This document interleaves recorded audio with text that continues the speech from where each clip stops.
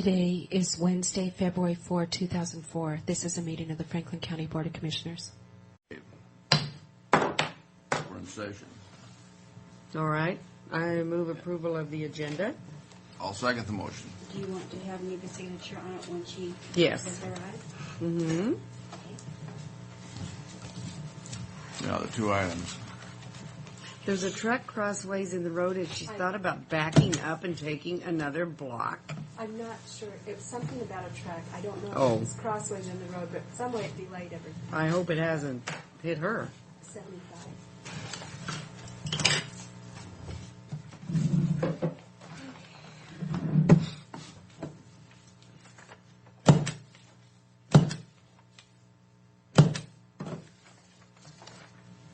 Because then she can sign these when she gets here.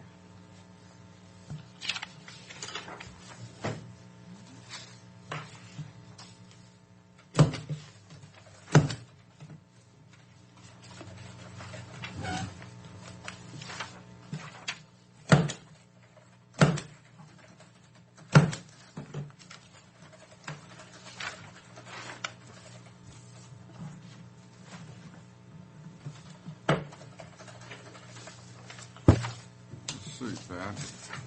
Hi there.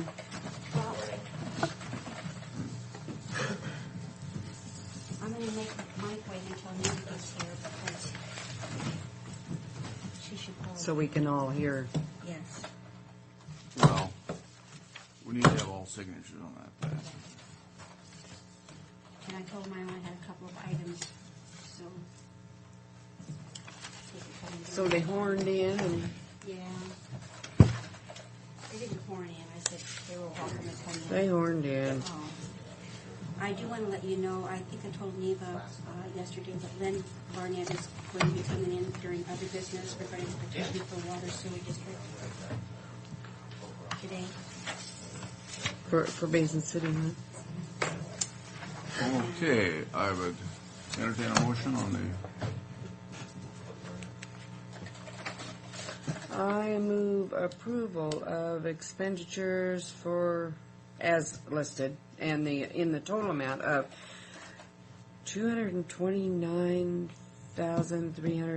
$229,377.42. I'll second the motion. All in favor signify by saying aye. Aye. To allow Neva to sign or? Yeah, and to allow Neva to sign that. You'll notice the very bottom one there is one of the courthouse renovation warrants. I just noticed it was a significant amount, so I thought you might want to. Yeah, that's almost half of the. Fred talked to me about it this morning. I think that's what he used. Yeah.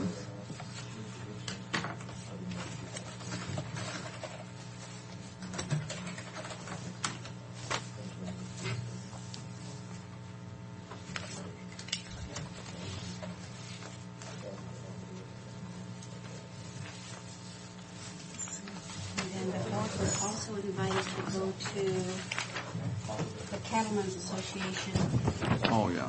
banquet Yeah. held on February 14th. I wasn't sure if you wanted to RSVP or if you wanted to think about it some more. I don't Well- think we have to RSVP. I cannot go. We, that's a freebie a little bit more than I think we should allow ourselves to take too, unless we buy a ticket. But usually I just write back and thank them and tell them, how much are the tickets? Does it say? I don't think they ever tell you. It doesn't say. No, because they'll comp us. And what night is February? Saturday? Saturday. Well, I'll just have to think about it, but I doubt that. I think the tickets are like $40 a person or something. Pretty much. And then also I'd like to know if you want to go to Moses Lake Convention Center February 25th for building momentum to solve the depletion of Odessa. Oh, I kind of would like to go to that. I went to the first one. And, well, now, what's this? You hit a truck and turn it upside down the middle of the street? And, No, there's a truck. I never saw anybody. You could just start signing away. these. The motions were made for you to sign. Oh, okay. But It was a huge, long truck, and you couldn't back into the.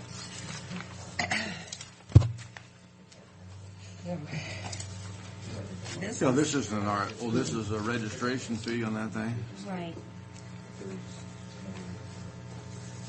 And if we do it before February 18th, it's $25. Yeah. After that, it's 40. So what is it? Or they, going to the building Aquifer. momentum to solve the location of the Odessa aquifer. I definitely will let you know before the 18th.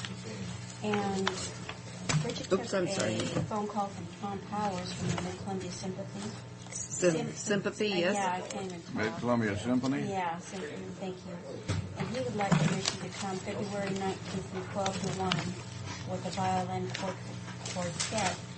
It's for the National Appreciation of the Arts And play where? in the Rotunda.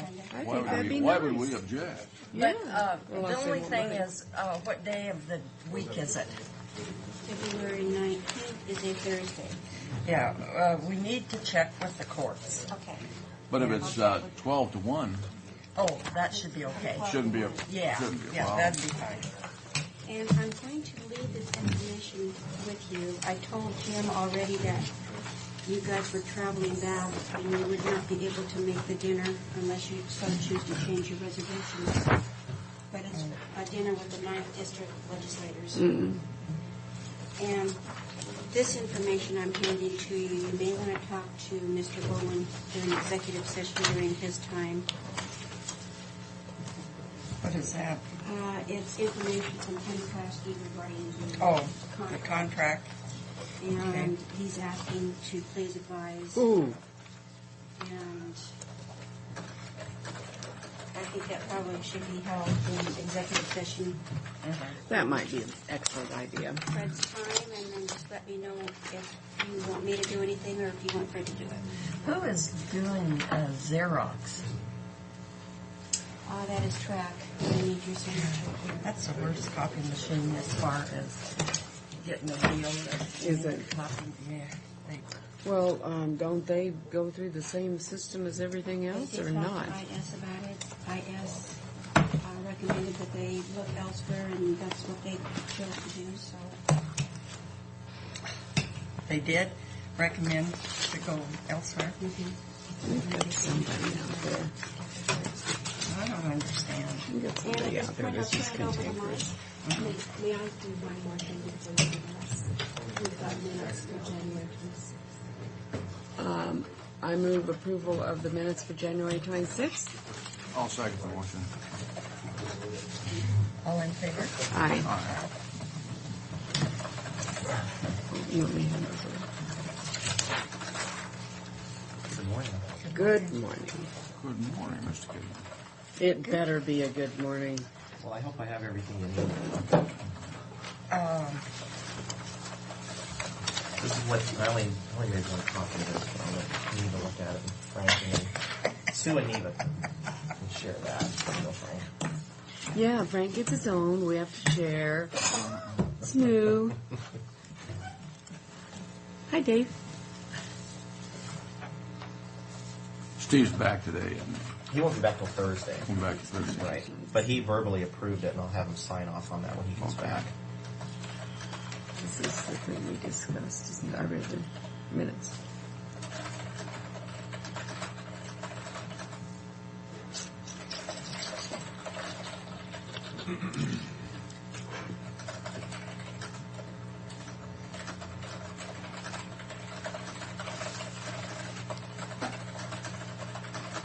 Yeah, now this tells a secondary, and then you have a primary Yes. resolution on it. Well, this is the resolution here. Yeah, and this Right. is just the backup on that Correct. thing, yeah. Yes, I Well, know. this just talks about the loan. The but- loans. The loan. But But that this is says the where resolution. the money comes monies from. come from. Right. Okay. Well, this, you want to make copies? We need copies, I think, with the resolution. Yes. It should be an Do you exhibit to the resolution. Do you want me to? Let me wait till Steve signs off on it. Yeah. I'll just- We actually should have three, shouldn't we, Mary? 3 originals? One will work with the auditors. Okay. Well, I think from this document here, we don't have to wait for Steve to sign on that. Just get him to sign when he comes back. Yeah. Oh, yeah. Everybody else has signed that. Yeah, that doesn't matter to me.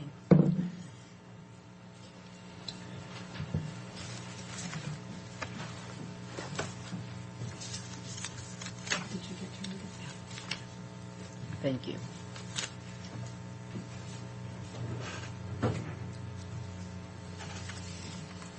Mr. Brock, there's probably three there that the other commissioners There are is looking three. at one. Pardon me? Yeah. Inside that, there's probably three copies.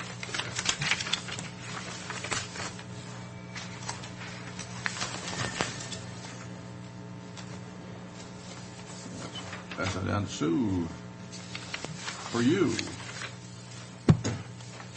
Give it back to you, Well, Mike. these are the original. Yeah. And then here's the actual contract that has. What are we looking at, the resolution number, Mary? 2004-77. 2004-77. Okay, I move the approval of resolution 2004-77 as Oh, 77. 077 as specified. That's what it said. Oh, I thought you said 4. No. I'll second the 2004. motion. Is it all in favor? Aye. I think we discussed it enough. Yeah, and I read it this morning. You discussed it and rediscussed it. I'm going to give this to Neva. This is the actual contract here. Okay. Not too much going. Mm-hmm. I think I asked about how they didn't care. What time is our flight exactly? 2 something? I just read it. I think it is. Here, it's right here.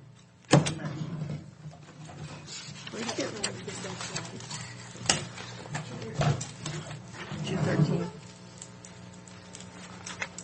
It's in here. It's in here. Yes, it is 2:13. Well, I couldn't remember the census. The census? Yeah, the minutes. Do these go with those then, or do we want these with those? Yes. And Mike, you'll get me. Okay. What? Yeah.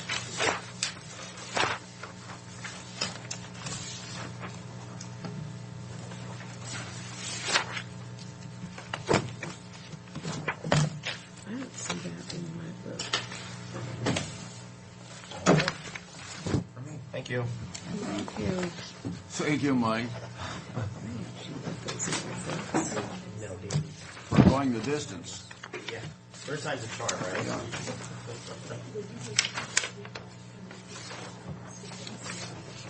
You know that? What is this? $390? Pat? Oh, that's. Good morning. I couldn't figure out what that was for. For 9:15 next weekend here and have you peruse the letter to ecology that you wanted to have. And you fluffed that a little bit. Yeah, we fluffed it as much as we could. I read it already. Essentially fluffed. I've got a copy of It's it. to me, it's too long. But I guess that everything's in there that, I'm not sure our legislators are going to want to read it. That was my thought, one page is great. And Jim said he tried to get it down to one Yeah. page, but The first one was one page from Mark, but it was pretty. well, I like straightforward and to the point. Well, I do to a point. I think it was too much to the point, though. I think we're antagonistic in the first one, really. One database. I'd rather. But Jim and Greg and I have all kind of, Jim spent a lot of time on trying to fluff it up, and we've all put our 2 cents into it. So we're open to anything. This is a letter from you. This has got your name on it. So whatever you folks want to see. Well, I the whole thing I think we need to get across to our legislators when we talk to them tomorrow is that this is an underling about 3 removed from the district manager Grant Pfeiffer, and it's her rule.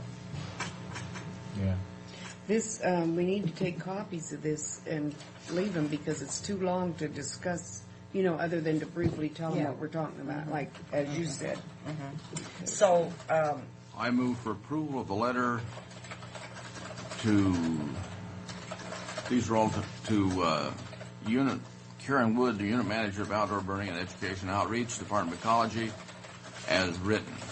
and then what, is there a second? Yes, there is. Okay, all in favor? Aye. Do we have No. something original here? We probably should talk to Grant Pfeiffer about Well, this. we need, Oh, I don't disagree. we need some, envelopes with each one of their names on it, and then we'll hand Let's deliver hand it to Well, them. it's CC'd to Grant Pfeiffer here. Yeah. I know it, but you know that, who's gonna read that for Grant Pfeiffer? Probably her. So you want to sign the original, and I'll work with Pat on getting some envelopes made Yeah. up. And Yeah. do you want me to leave this with Mary, or do you want to go ahead and sign it now? You know what? We should, as long as we're gonna carry them over there, let's sign all of them. Instead of copying them. You know what I mean? Have originals. Oh, you want? Yeah. Okay, we Let's can just print do originals. for It's not everybody. gonna hurt us. Because it says it's a carbon copy on it. Oh, well. Do you want me to change that to read originals? Why don't we just send a carbon copy? Okay. Really, it's the same thing.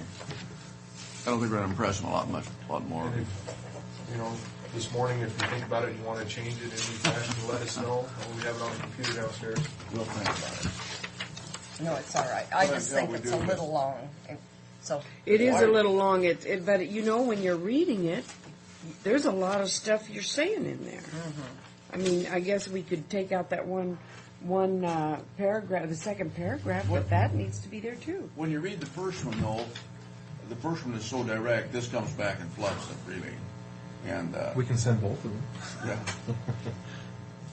I Well, think we whatever. just I need to mean, get- we need this to is get a on letter rest of from the them. board, so Pardon? Crack down on this out. But Grant Well, Pfeiffer it's needs got to to be at the really. legislator level, And, because they don't want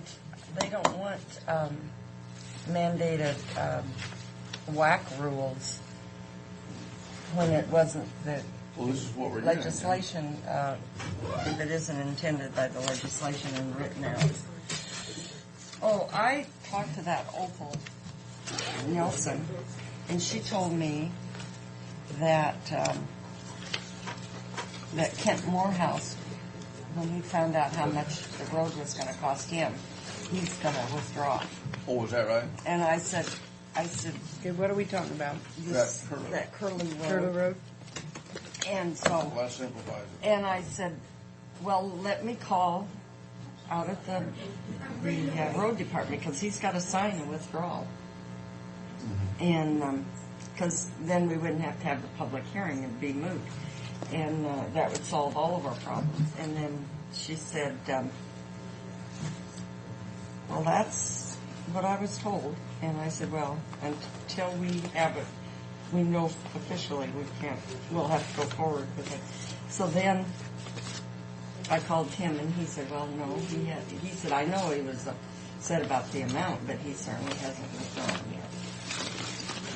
So, Who said he was going to withdraw? Who said that he told him he was going to withdraw? Opal, Apparently it didn't Opal get these Nelson. ladies. Well, then, yeah, so somebody needs to get a hold of him and tell him he needs to do it formally if he really wishes. Well, that'll be up to them to do that. thank you. So I don't think,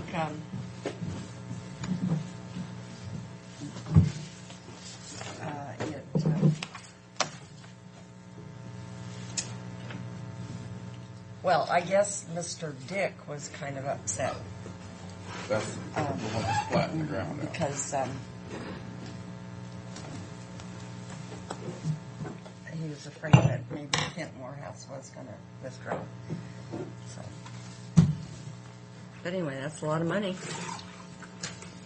You know, Well, I can understand why that cul-de-sac is up there that somebody was supposed to have put in, as they explained it to me. yes, I haven't that's talked to anybody right. that. But that was back in the 70s, That was know. years ago, nobody followed up on it. and nobody required it. But isn't the original person still there that was supposed to have done it?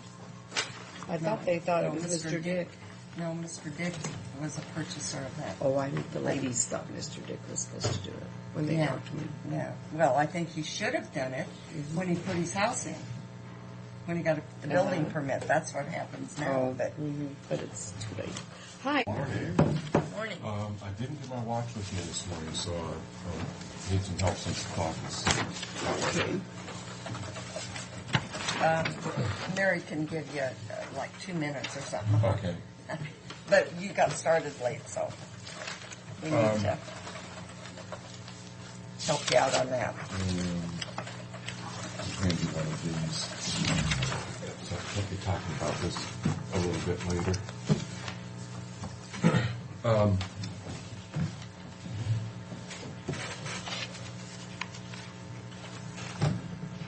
Some of the things I wanted. Reorganization? Oh, no. Well, and that's one of the points Regionalization. I wanted to talk to you about too, because I'm sure you've heard about it through WASAC. A lot of this stuff is hitting WASAC. It's fairly large-scale items, and I know that I believe it's the legislative committee had a position paper on several of these things, and so in regards to the Medicaid integration project, which is not the handout here, WASAC did adopt a position paper. And I think on the second page of that, they had some 12 points that they had listed that were issues that were important. And this is primarily coming out of Snohomish County, is where that Medicaid integration project is designed to go. And the bottom line for all of us is that we believe the state would like to move these statewide. And these have happened around the country, and we've had a lot of people watching them. I've watched a couple of them, read the reviews on them, and to our knowledge, there hasn't been a successful one yet. Philosophically, it sounds like a very good thing, and on a rhetoric level, it sounds easy to support. But when it gets down to what the state would appear to have designed and the issues that they appear to have caused and or not answered, and the kind of risk that they're leaving to the communities appears to be untenable. And I know that WASAC position paper talked about delaying it for a year to allow for collaborations to be developed. One of the facts, I don't know that a position paper talks about this, so just kind of give you an idea and impact. North Sound is about the same size as Greater Columbia in the number of Medicaid people. I think there are some 126,000. And these projects are designed to take 6,000 coupon holders and move them into kind of, if you will, a managed care environment under a health authority. And so that would be under physical health, under medicine. And they're talking about taking 4% of the clients from North Sound, RSN, but the clients they're picking are 25% of the revenue. So the revenue and the number of clients are completely out of line. And they're not reducing the risk, if at all, and certainly not sufficiently. Even at our ACHS meeting, when a state staff person came to present it, he talked about things that had been done that morning verbally, and that was Dennis Braddock, Tim Brown, and Carl Brimmer trying to make some modifications to the project to probably satisfy some people. But for the North Sound representatives there, it didn't satisfy them whatsoever, and it didn't address the risk issues. So I wanted to let you know that our three sections of ACHS have adopted the WASAC position paper. Actually, we wanted to go stronger, but we thought we should stay in line with the commissioners and not go too far out. So we thought that was a good place to be. Another odd thing that's happening, and some days I think I have bits of paranoia creeping in after having been around watching the state maneuver things. The state is starting to talk about how some regional support networks shouldn't be there and that there's too many of them and things like this. And they're not really addressing the fact that the legislature created an environment where RSNs can form in certain configurations depending on the local community's designs. They have been soliciting commissioners to DSHS, and this is Tim Brown and Carl Brimmer. mental health director, and in the health of the rehab section, which is mental health, DVR, and DD. I'm sorry, not DD, chemical dependency. And they've been soliciting commissioners in an attempt to speak to them about this. And we had a presentation from the Timberlands RSN administrator, Gary Rose, who used to be in this community and worked for Tri-City Chaplaincy years ago as a counselor, which is where I met him. The commissioners in Timberlands did, and this is some of the small counties, did listen to Tim and Carl.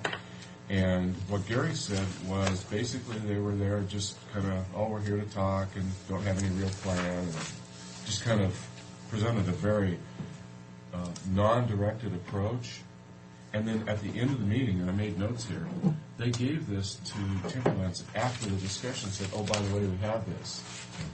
And the data in here is just a compilation of data. It really doesn't say anything. It just is kind of a presentation of certain pieces of data.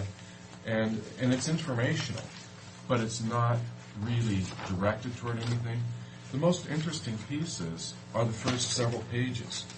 And one of the things we noticed is there's no letterhead on this. There's no by, so there's no authorship. And yet the inside information, if you read state stuff and put some credence to it, it would appear to be factual. The reality is, and I'd said this in our morning session, to me when I read this stuff, it's so nonsensical and shows such a lack of understanding of RSNs and how they're differently configured and work, that it's almost laughable. And I said, this looks like a bunch of sheets of paper around this room where somebody did brainstorming and they took down all the notes and then put it on here. And the city staff person said that's exactly what this was. It was brainstorming. And it's presented like it's factual information with some kind of design behind it. Well, now, what I got to get straight in my head. What if we're asked tomorrow by the legislators about this? What would our response be? Well, because I'm confused. Okay, I think there's two or three responses. First of all, we're part of Greater Columbia. Yes. So we are an 11-county RSN. Right. Now, to be honest with you, the state did not want us to form. I remember Steve Lowe, as our attorney then, arguing with the AG. Steve saying, we can do what we want, essentially, in my words. We can do what we want in an interlocal if the elected officials agree to it. Did the state not want you to form that many counties together? Oh, yeah, they said it's too big. We don't know how you can do it. You know, you need to be smaller. Well, these 11 counties had a different idea. The second thing... And our glitch was the Yakima Indians. I mean, the Yakima tribe. Well, at first. Oh, I remember. Well, they wanted that to was be... later. That came later. Yeah, that came that's later. when they wanted to Yeah, that be was a part probably of it, 2 but to not 4 have years the later. responsibility. Okay. Yeah, and they're we've created a side setup. They're on the board, and that's okay. It's okay. Yeah, I know it's okay now, but I remember. The other line in here is they are, if you read this, and I don't know if I've got it underlined, there is a place in here where they recognize that the local authorities can create RSNs in their configuration. They are conjecturing that they would go back to the legislature and allow this and get the secretary to be able to configure RSNs without community input. And so basically the state would tell communities what an RSN is and who you are as an RSN. And I think that's untenable to local communities. We believe that there actually is some goals behind this that will not be stated. We believe the state would like to reduce the number of RSNs so that they could have more coupon holders in one setting. And I believe in my mind this is tied to the medication integration project, where they would like to be able to not deal with multiple RSNs and just come in and just arbitrarily take coupon holders out of funding configurations, political configurations, social configurations, and move them to what they want them to be. So I personally have some things that I think they're trying to achieve with this. I think, so one response is Greater Columbia is already an 11 county and one nation configuration. It would meet nearly any of these conditions they're talking about. Probably most importantly is the state is purporting to take the authority away from local communities to configure their service systems in the way that they want them to be. Those are probably the 2 points. Beyond that, I think it just starts tailing off. So I wanted to let you know those 2 things are going on and where ACHS is, and really right with the commissioners, and I think we're all together on that. Let you know, and I've mentioned this before, that our wraparound project is up and running. That was an award, a project we modeled after a Milwaukee wraparound, which is nationally renowned now. It's designed to serve up to 24 kids, and we have 8 kids in it at this point, so it's still ramping up. The mental health division waiver, modified current design, still has not been approved. It's getting closer point by point. One of the issues for us is that the new waiver has 2-tier designs. It means consumers are placed in 2 tiers. Right now there's 3 tiers. And our design is 3 tiers locally. Our revenue stream to the providers is based on a 3-tier design. So we're going to have to figure out how to collapse a 3-tier design that has revenue attached into a 2-tier design. Dave, could you explain your breakdown of the tiers just for someone like myself here? It's based on both the history of the consumer in terms of how many hospitalizations and service systems needs they have, and some clinical diagnosis.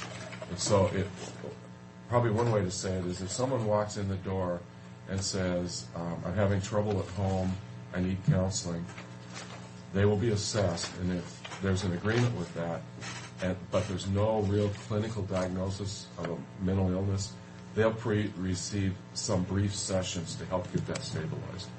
Our Tier 1 talks about 10 or less.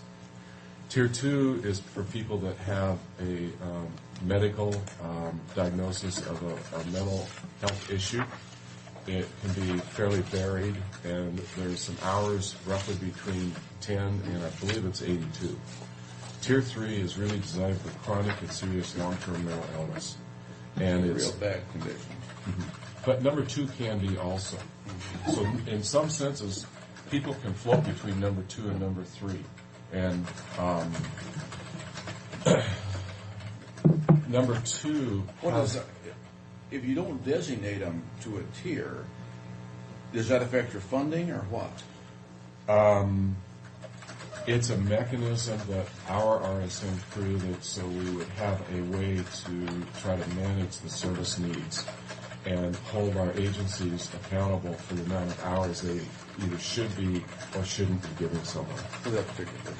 Yeah, remembering we're a managed care system, and so in a sense we have to pay attention to how much service we give because we don't get more money for more service on our end.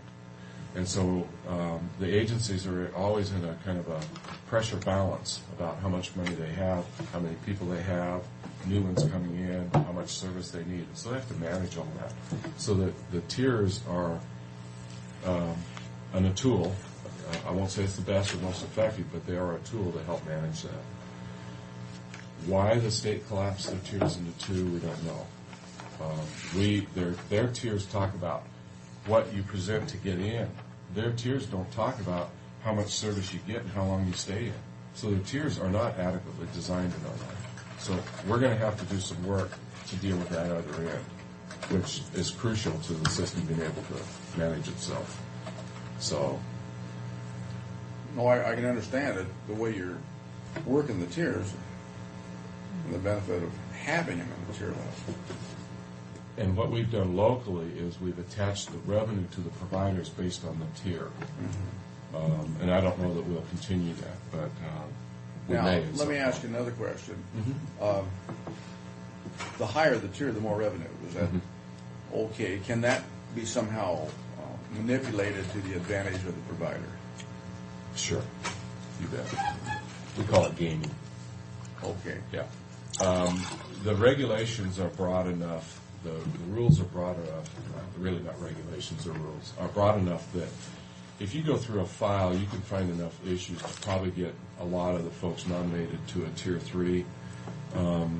If you're probably a little more, I don't know, it has some connotations. I'm going to use the word ethical because I can't figure a better word. You would probably nominate them to a 2. The reality is, no matter which tier you have someone nominated, there's only a finite amount of money. Let's say we have $1 million a month to put out to the providers. If they all rush in and nominate another 60 people to Tier 3, all we do is divide that $1 million slightly differently. We don't increase the money by 60 people. But if they make the decision to use, say we have so many people on Tier 3, then give them Tier 1 service, then they have the extra money for... Well, they have the extra money, but where they have to spend it's in the public mental health program. They can't pull it off and take it elsewhere. And if they can spend it on help or what have you. Oh, this is, I'd say probably most significant amount of money is on salaries of staff. Yeah. By far. One of the things that I'll talk about next month is some of the pressures our system and our providers are facing due to the actuarial study and the amount of service that our RSN and our providers are giving. And there's going to be some real pressure around that.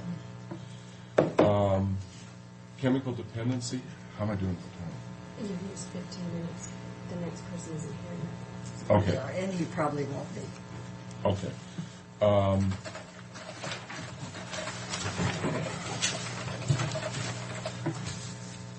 On social detox, right before Christmas, well, let me say it in a different place. Remember last spring, we had difficulties with one of our chemical dependency providers who terminated the contract. Well, one of the things they managed for us was the detox program. Under the urgency we were under, we approached a local provider, and they willingly stepped forward after evaluating it and managed our detox program.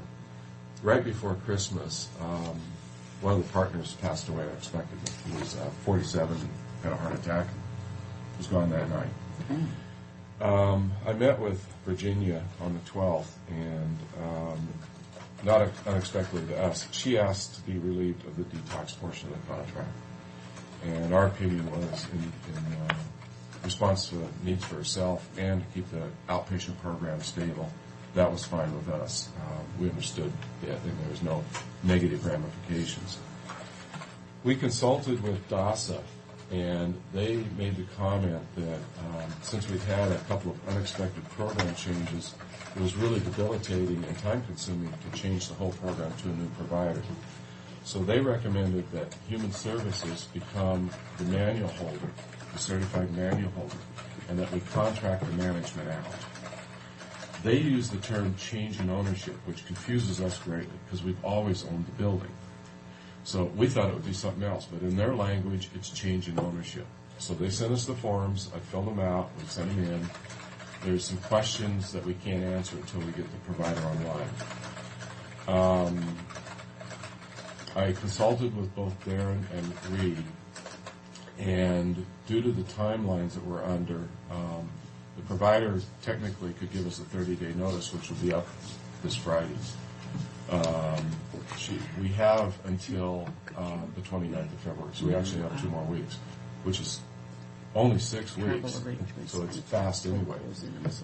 We approached the local provider. The program manager was very enthusiastic. The core management team was enthusiastic. The executive committee is supportive, and my understanding is it goes to the full board tonight. The director is supportive. So all the way through the organization, there's support for this. We're just not in a position to publicly announce who we've approached. This has not been a RFP, RFQ process. The timelines that we had to operate under would not allow us to put letters of interest out, get solicitations back, have some way to weed through them, and then approach somebody. So we basically had to jump on it and move. I think it's helping a little bit that the county will be the license manual holder for the program and contract the management out. That essentially has two organizations working on it, ourselves right now, and then the organization that we're hopeful will be able to pick up the management contract would be working on such things as offering staff opportunities for employment, bringing on new staff, new managers. Could we get rid of that building? Well, why don't we talk about that? Our department acts as the landlord and pays all the expenses and manages it. I think we carry insurance on it. Do you? Uh-huh. Why don't we get together and talk about that and see what you're interested in, if it's just the insurance cost or something else. Well, I just didn't really care about it. How did that come up? It come up because we had to do some repairs on that water backflow. Are we talking about this over here? No, we're talking about Oh, the ones the that I didn't know detox. that we had. Yeah, Over in Kennewick? No, it's down on. Oh, I know where it Seven is. Ainsworth. In 17. Pasco, yeah, I know where it is. Well, why don't I Yeah. get, and we'll find out what the issues Well, are. I don't know if the other two commissioners are interested in it, but it just seemed Well, like. I think we Because could I don't think you spend any money on it. We pay for everything. No, I don't think we do, So- but We need to look at the options on it, really. Okay. Whether to Yeah. have it or not. Okay. okay. In DDD, let me jump to the bottom, well, to the middle, and kind of just reorder how I'll talk about this. In DDD, one of the issues that we face in our employment programs is our collaboration with Division of Vocational Rehabilitation. And to be honest, that started in 1989. There was a summit where the DD director, the DVR director, invited their staffs and the counties and challenged the three parties to work together to employ DD people. It just so happened that I was the only county person for Region 2 there. I had been interested in this for a number of years. And so Al Landis and Jerry Tucker were there, and I just sat down and said, well, the counties are ready to go. And so, I mean, there was no argument on our part. And we actually put together a project and a transition team, or a support employment meeting to staff those people that started after our contract award in 89, 90. And that meeting still goes on today, and that project still goes on. Are those young people that work in the grocery stores?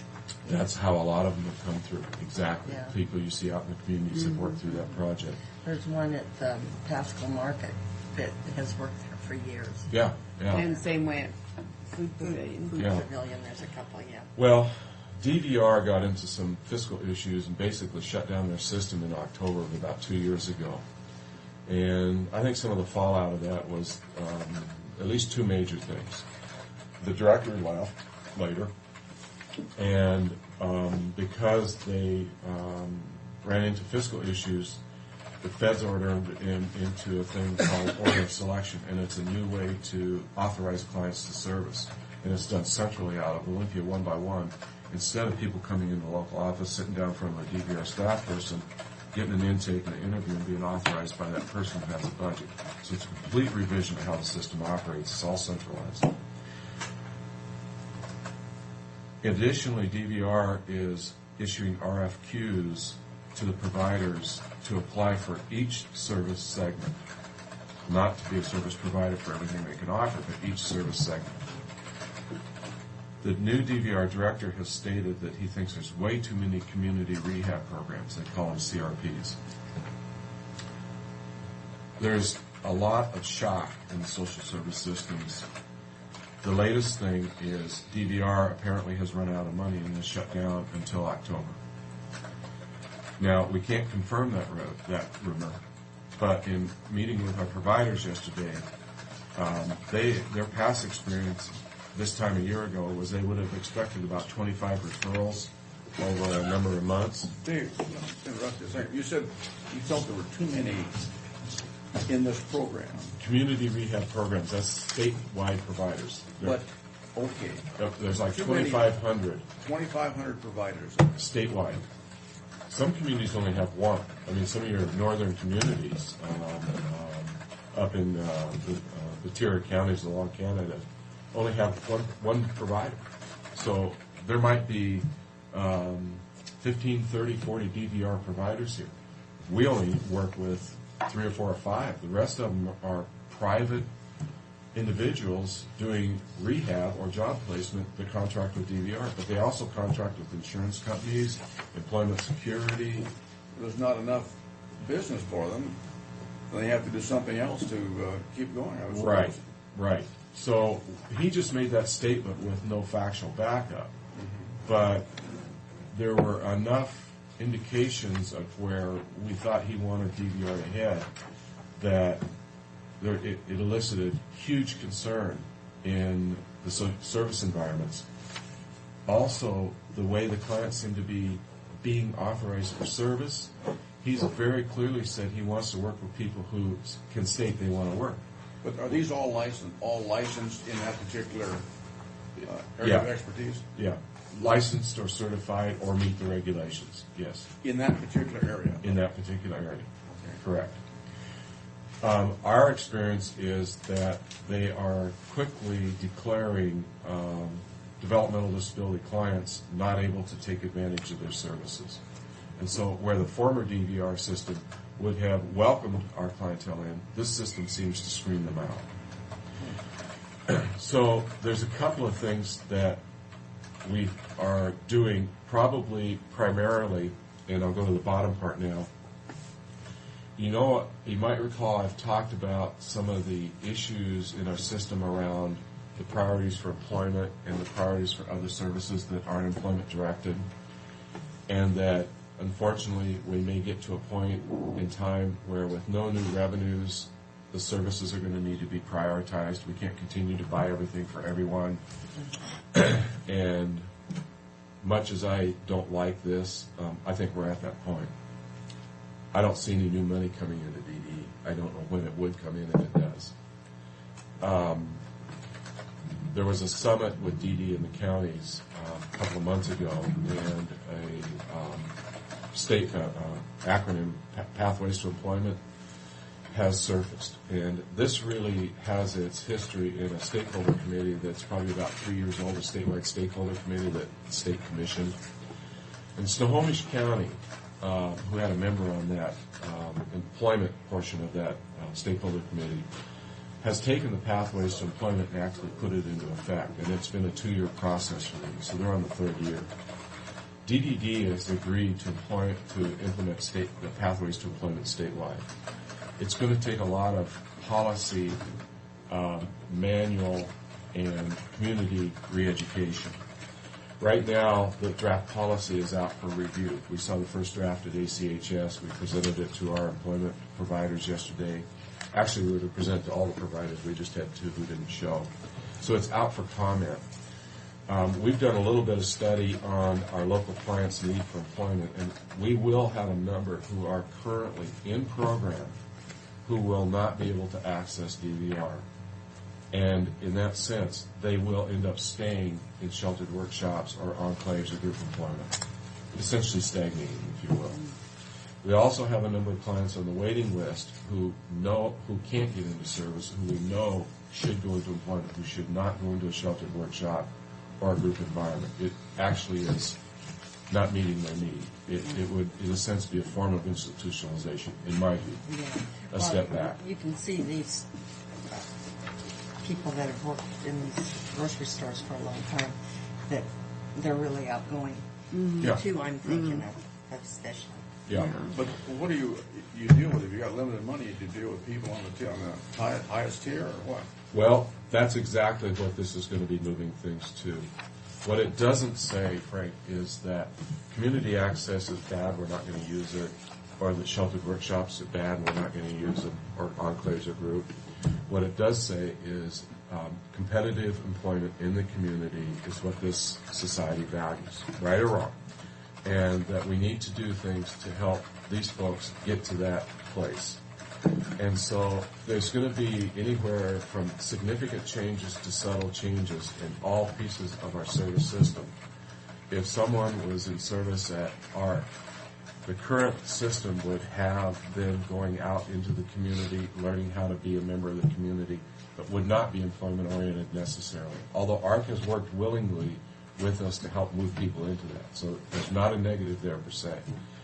That's not the case in every community. Also, a lot of times in a sheltered workshop setting, producing work and being there is what the treatment plan's about. It doesn't talk about making progress and getting out of there, so to speak. So this will actually make some changes that will probably have more import in the coming years, particularly as school students in the ages of 14 to 21 are identified. Right now, people may think, well, they can go out in these service systems and essentially be there. Well, the message will begin to be sent. The system is looking at putting people into income-producing work. That's what's valued. And so I think that it will create changes over the coming years, in addition to changing things now. The bottom line is we're trying to figure out how in our current no new revenue picture, we can carve some revenue out of our current systems and create an employment program. We did that 2 years ago when DVR shut down. It's my opinion that we need to be back in the employment business. We're looking at this as a project through June, but in reality, I'm looking at this as an ongoing service that the county would be able to provide. We would collaborate with DVR. If they can serve somebody, great, but I don't think we should wait around for them any longer. I think our clients are just going to stagnate. I really don't think, and they would disclaim this. And I we don't. have the money for it to do We're it? going to have to reorder how we spend our revenue. We don't have new revenue. Okay. So this likely could create some controversy as we move from serving people, i.e. what they need without policy guidance, to a policy that the state and the counties adopt and support that says employment is our priority. And so there's some people who may say we don't want employment. The policy talks about the state staff would refer them to other community services. So the state is starting to get in the line and said, here's our priority. This is where we're going to spend our limited money. You know, we'll all go together. But if someone says, I don't want to go there, states kind of position themselves to say, we're not going to buy that with our limited resources. There's some choices. If you have limited resources, why the state can provide opportunities for those people that assist in the employment without actually providing dollars to them. They can provide tax benefits or whatever. That can be offered by the staff that approach employers. There are some tax credits and things like that. That has to be an incentive, and that would. There are some incentives. Yes. Yeah. Mm-hmm. Yeah. Okay, we are late for Okay. our... Well, thank you for your Thank you, time. Dave. Yeah, we'll there. It's just, it was good, but I... Huh? You will. But anyway, there's no rush on that other... No, let's you? start chatting so I can understand what the issues are. Okay.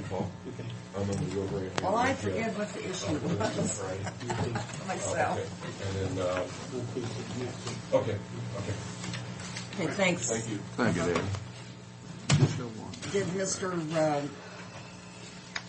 Morehouse come in yet? You don't want Nope. to hear it, do you? I guess he came in last week, and I thought he died. That was before he called me. When someone is not going to be here, we need to have plenty of I tried emailing Studio and getting his spot, but on Monday he had told me he would be here, so. But I mean, this should be taken care of on the agenda by the secretary. Then Pat should try. I think what's happening, I think he kind of told you he might not be here while Darren's out. But this should be verified, so we don't have a 15-minute vacancy and we can fill it. Did try. I know Pat tried, and I tried on Monday. And his attitude is probably, I told him. But if it's not going to be verified, it should be scratched, period. He said he would be here. Don't argue. On Monday he told me by email. He said he would be here then. Well, if he said he would be here, we can't do anything about that. And he stood you up. That's worse. That's even worse. Well, it worked out well today because we were late getting him started. So. But We've advertised for the Road 100 expansion consultant services to get that started this year. Okay, And what is the joke? Fred was busy and he knows he's going to get checked. The fact that he Oh, okay. Anyway, we've advertised for the consultant. We've received about 7 consultants, and we've narrowed it down to 3.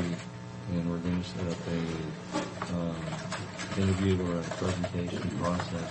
The question is, do any of you want to sit in on the process for selection?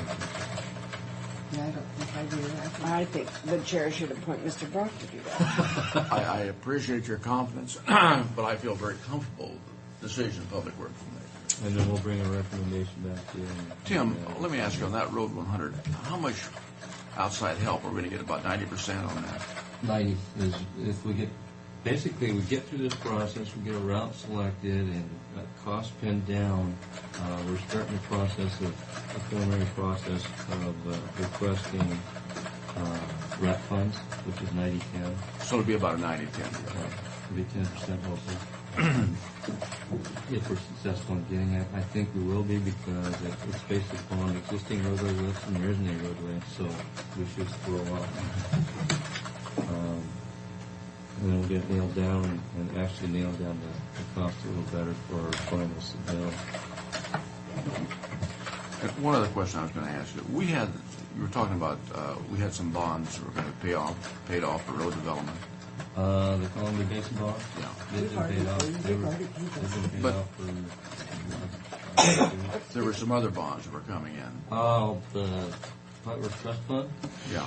That won't be paid off until, I think, about 2010. About 210. And how much does that amount to a year, do you know? 150,000 Okay. 150,000 a year is what we pay. Well, between 150 and 200. 150 is the base amount, and whatever the interest is. Okay. So we'll go ahead and set up interviews and make a recommendation, and then we'll approve it. The Road 54 boat launch project update. I want to IC had a funding presentation for the coming year. And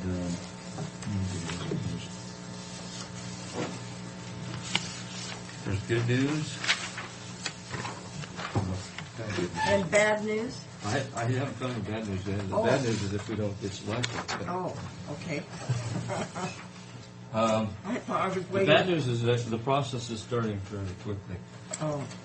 And so we have to spend some effort in making sure we do get selected. But under the BFP, which is the boating funding program, they have raised or lowered the minimum match. It used to be 33%, now 25%. So that's that much less money we have to put into the project. And that's the good news. I'll be doing the same thing with Park Board. By March 1st, we need to get the letter of intent to the January 1st project in. The permitting process side, which needs to be done before we can actually get to the presentation part of this, is we're in the 30-day period for permit right now. And that was the big hang-up that we had. Should have that permit by the end of February.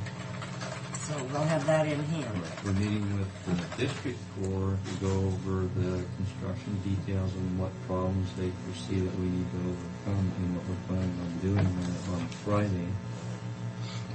And then we'll get more detail on the plans and specs to them for the final approval.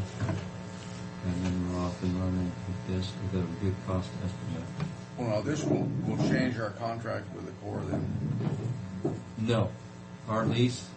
Yes. This won't change anything with the Corps? No, not unless we pursue that new lease. And I thought we were in the process of doing that. We are in the process of doing. There are some people in front of us, like Pasco, because they have urgent need because they want to do the work between the two bridges that will follow after that. And that, what are you looking at time frame on that? I'll give you a month, but I won't give you a year. No, it should be done before the year. And on this, the match money, now, The funds and paths and trails qualify for match Yes. money in this. That's what we're looking at for match. That was good news, and that's why I kind of went over with Parker and Luke. And we're realigning that path in there. Any of the effort to do that, and we can use that path and trails money in there. For match money. We have, I think it's 60 or 70,000, or we will have 70,000 in there before the end of the year. Then we also have the park impact fees that we're collecting for the lots now. We're going to use those in that. We also, in fact, I'm putting together a letter to the city to let them know about the same schedule and what's going on, and requesting their continued participation as far as matching, paying half the match contingency. I don't think that's going to be a problem. So we're only going to pick half the match. And if you're looking at a project in the neighborhood of $400,000, which is the number that's been thrown out, I don't know what it's going to be for sure. Then you're talking at 25%, 100,000. And we'll have to pick up half of that. Pick up half of it. So The 50,000. city picks up the other one. Yeah, and that's enough money in paths and trails to pick up our portion of that. Oh, that's good. So we won't be asked, it's not likely we'll be asking for any current expense money. What, in that paths and trails, how much money do we get a year? It is 1.5% of whatever state gas tax that we It comes down on the gas. and it's about 14,000 a year. About 14,000 a year for our. And we take any maintenance we do on the path, we take that out of there. But that's not significant. I mean, it's still growing. That's never- More than 4 or 5 on maintenance. That's a never-ending fund, the way it's set up. And for that matter, even if you have to have that fund borrow some money from somebody. Well, you could you leverage do that it, fund. Right, and then You could leverage that. have it pay it back. Oh, yeah. So there's a lot of different options to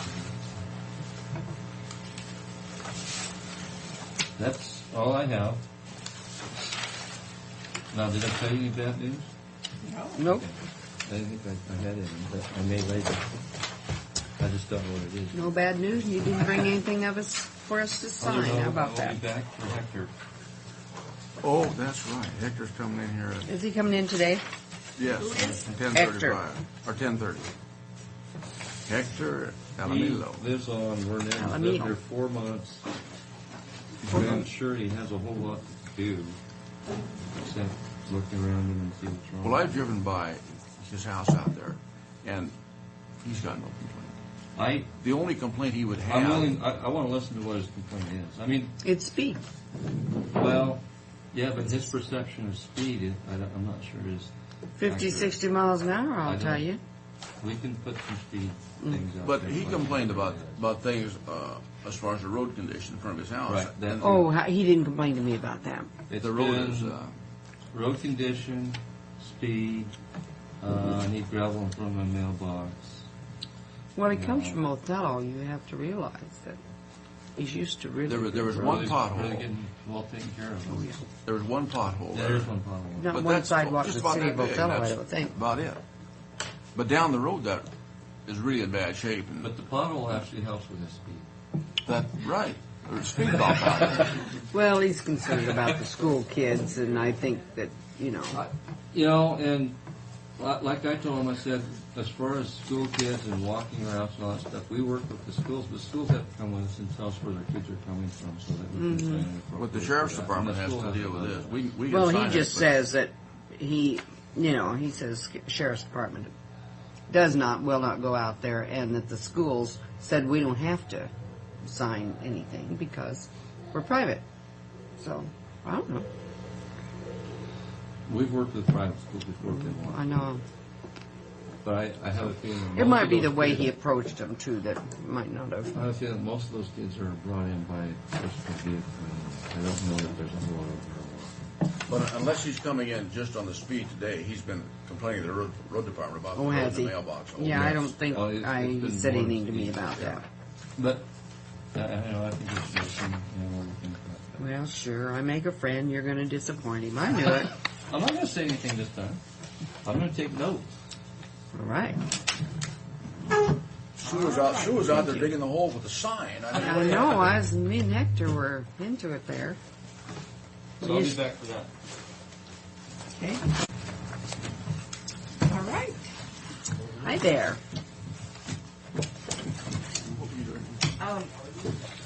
Ray, we don't have any details on this, but Jane Pauline called me about maybe having the Senior Picnic Association out at Track in September. I tried to call you yesterday on that.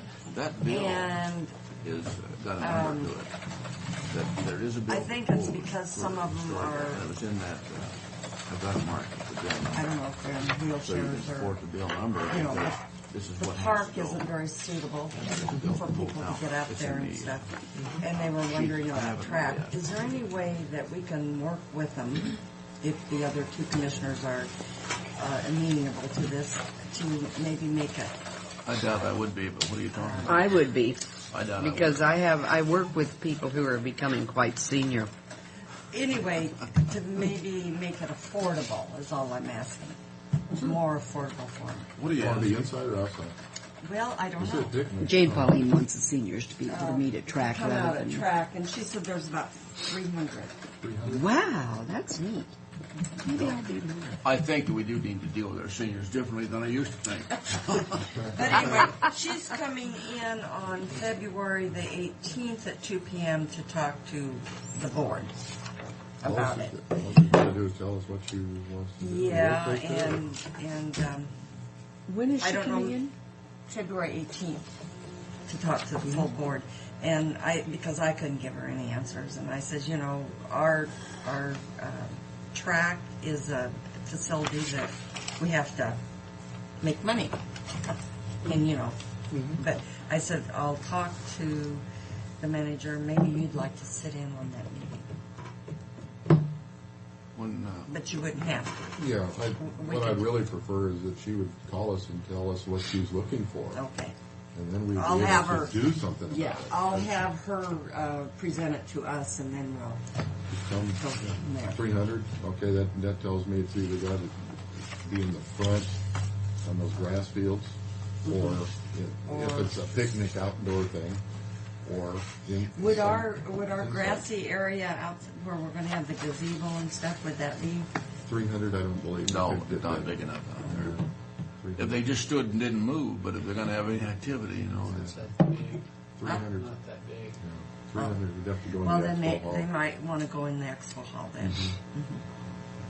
But depends Okay. what they want to do when they get in there. And if they want to bring their own food in a situation like this, it's our policy not to allow food in there, but When is that going to happen? In September. You don't have ice in it. pavilions will have ice. Well, I was saying if you're going to do the gazebo, everybody open the doors and you can have Go in and on out. both. In September, there'll be ice. It's nice if you can visit with them, maybe, because I know you'd have a hard time identifying. Where is the Right here. gazebo going to be? Out between the horse barns and the pavilion, just out in the grass. Oh, Kind of It's not behind. really a For gazebo, the, it's more of a it's a shelter? Oh, Yes, okay. shelter. I know where. Oh, I thought we were going to have So, you know, if you go up to like the American River and stuff, and you see they're well, you Yeah. know, at Chilon Park where you have the roofed shelters. It's That's bigger- what it would be. bigger than a barbecue area. easier to access or it. All something. right. Anyway, sorry to get off track, but could I give you these to take to Olympia for us? Okay. This is hard telling where I'll have it. Probably leave it. Then, as we discussed last week, the week was Super Bowl week, and we can't seem to get anybody interested in coming into Track. I don't know why you won't come in on Friday or Saturday, because the game isn't until late Sunday, but we've had a number of people avoid it. One of them decided to go in on April or February 18 to 22. That's the boat show will get too late. We need to have a Super Bowl party out there. Well, there's a lot of those going on. And probably wouldn't pay off much. But we've been doing a lot of riding. With 40 people through on the 29th. On the 30th, we had 15 people through. We had Titan home games, and they're drawing a little over 200 people a game. We've had Far West Fertilizer in for some meetings. We've had lunches set up for them too, so it's not only just a meeting room, it's food service. And again, open writing on the 2nd. And then as we drop down during the days we're doing it, when somebody come in just as we were walking out of the door. And last night there was about 50 people in. And you talk That's about good 50 turnout. people and horses. That's good. That fills up That's the a room lot of, pretty good. yeah. said there was 27 in there at one time. Yeah. A lot of people are coming in, they're utilizing it as a social occasion. That's They're not even nice. riding their horses, but they're coming in, socializing with their friends and neighbors. And, That's good. they're doing Kind of this sort fun. of thing. Watch others ride. This week's Desert Ski Club, we got our Franklin County training session. We've got a father-daughter ball coming up with the church group, Cavalry Chapel. Then next week, Russ Dean, we got Titans, we got time roping, and TS Media boat show. That'll be a first-time event. They're filling up the expo hall and probably even out in the front in the areas. Rough Stock Rodeo is going to be back. Is that hard and fast? Yep. And who's promoting that? Robbie. Robbie's bringing a rough stock. Yeah, he's been doing it. He was doing that and it was successful, but we couldn't get the insurance. Yeah. We had insurance issues last year. He's back this year. For the rough stock rodeo. So we're trying to get either he or the PS Media to go in on that last Super Bowl meeting, or the Super Bowl weekend, but we wouldn't want to go into it. And I don't think it would have affected either one of them. But anyway, and then the home show is coming up later in the month. We've also, just for information, this weekend, PCA Youth Hockey is bringing in 80 skaters for a select camp. So we got most of them are out of town people coming in, spending the night, and there'll also be about 6 teams or about 270 people coming in to spend the weekend here in our community because of the fact that the pavilion is out there. Tournaments are taking place. So there's a lot going on out there from economic development that typically don't hear about. Becky's got the year end. How did we do? I think I got this in this last year. December's events, you can see that most of those are banquets. One at the beginning, the second one from the top there, Tri-Seas Chaplain Sea Hospice, that was 1,000. That What's was TSD Holiday Music Program? Oh, that's Pastoral Pastoral School School District. District. Yeah. Really, Neva. Yep. And then the wrestling tournament towards the end of the month. That's getting more and more successful. Huh? Yeah. Good one. Yeah. Total attendance for December, 19,716 with 68 events. If you look on the next page and just compare that. Look at the year-to-date totals, rather. Yeah. 566 events for the year and 284,904 people through the door. Events were up about 100, and part of that is due to the Lewis and Clark exposition that we had out there that people were viewing. In attendance, just down about 200 people, but pretty close to last year's. But we had less events. Last year. Primarily, a lot of those numbers were the Lewis and Clark that we had this year that we didn't have last year. Well, So and it's then pretty flat. also we had dances last year. We did. We had didn't more have. dances. You're right. Yep. Next page, the top 10 events. Pretty much the same order as it was last year. The Hanford Health and Safety Expo, the Well, Home come Guard keep Show. giving us the attendance on that. That's the wink and nod. Yeah, yeah. Family Fair, a new one on there was the Irish Games. That's coming back this year. That's interesting. That's really something. That was new last year, That was wasn't huge. it? Yeah. Yeah. That was a Let's see, great they've event. out and grown St. Pat's. Bartending this year. Huh? Is that right? I'll be bartending. Oh yeah, great. One for you, one for me. Two for me. Oh. How come you're doing that? Signed up to it. Oh. For 'Cause I which? thought maybe Christy got you. Nope. For which are you going The to Irish Games. Oh. It's the St. Pat's. St. Yeah, I know. You might Pat's get, School. Yeah. might get it. No. So the rest of those pretty much. Yeah, I think last year we had 2 Hispanic dances on there. This year we only have just one. We had one big Hispanic dance all year. The rest of them are just little ones. But you know, that's interesting. We've been dependent on it, and we're getting away from it. And if they come back, great. Yeah, exactly right. Yeah. Yep. The next page, just a graph of the events by I was just going to make one category. comment. You bet. That Ag Forum and Ag Show, are those accurate figures on that? Because that Last year that was last their year. figures. Now this year it's going to be a lot lower, weather. partially partially because of the weather, but this year's the first year that we've actually. Oh, that's done right. We're tickets. 2004 now. It has to be Yeah. about way down this way, year. way Yeah. Yeah. And this year's the first year that we had tickets, so it's the first year that we have an actual Yeah. accurate Oh, count. was there a charge? This year, Yeah. $2. But the weather was, The weather was contributing terrible. factor. Yeah. Yeah. But we had our parking lots open. Did you? Yeah. Did you have to close it up early, or did they close it up early one day? They closed it up on the last day. Did they? I mean, there was Nobody there. hardly anybody That's there. too bad. I mean, it's a good idea because there wasn't Get hardly people any. out of there. We had to turn the place over for, we had another event coming in that weekend, and that was on Wednesday night, so we had to get going. We had no ridge crew, and anyway, it worked out for us. Okay, the next page is events by category. The ice being about 50%. Compared to last year, for your information, catered events are up about 37%. The dances that we talked about, they're down about 42%. We had 19 last year. It's only 11. Well, yeah, the year in 2002, we had 1911 last year. The meetings, those are up about 33%. And so forth. Anyways, so our growth is in our catered events and our meetings. The ice events, it has a big number. Do we have a revenue attached to that in relationship to the overall revenue? That's 135,000 thereabouts. About 135. So we're getting right on that number.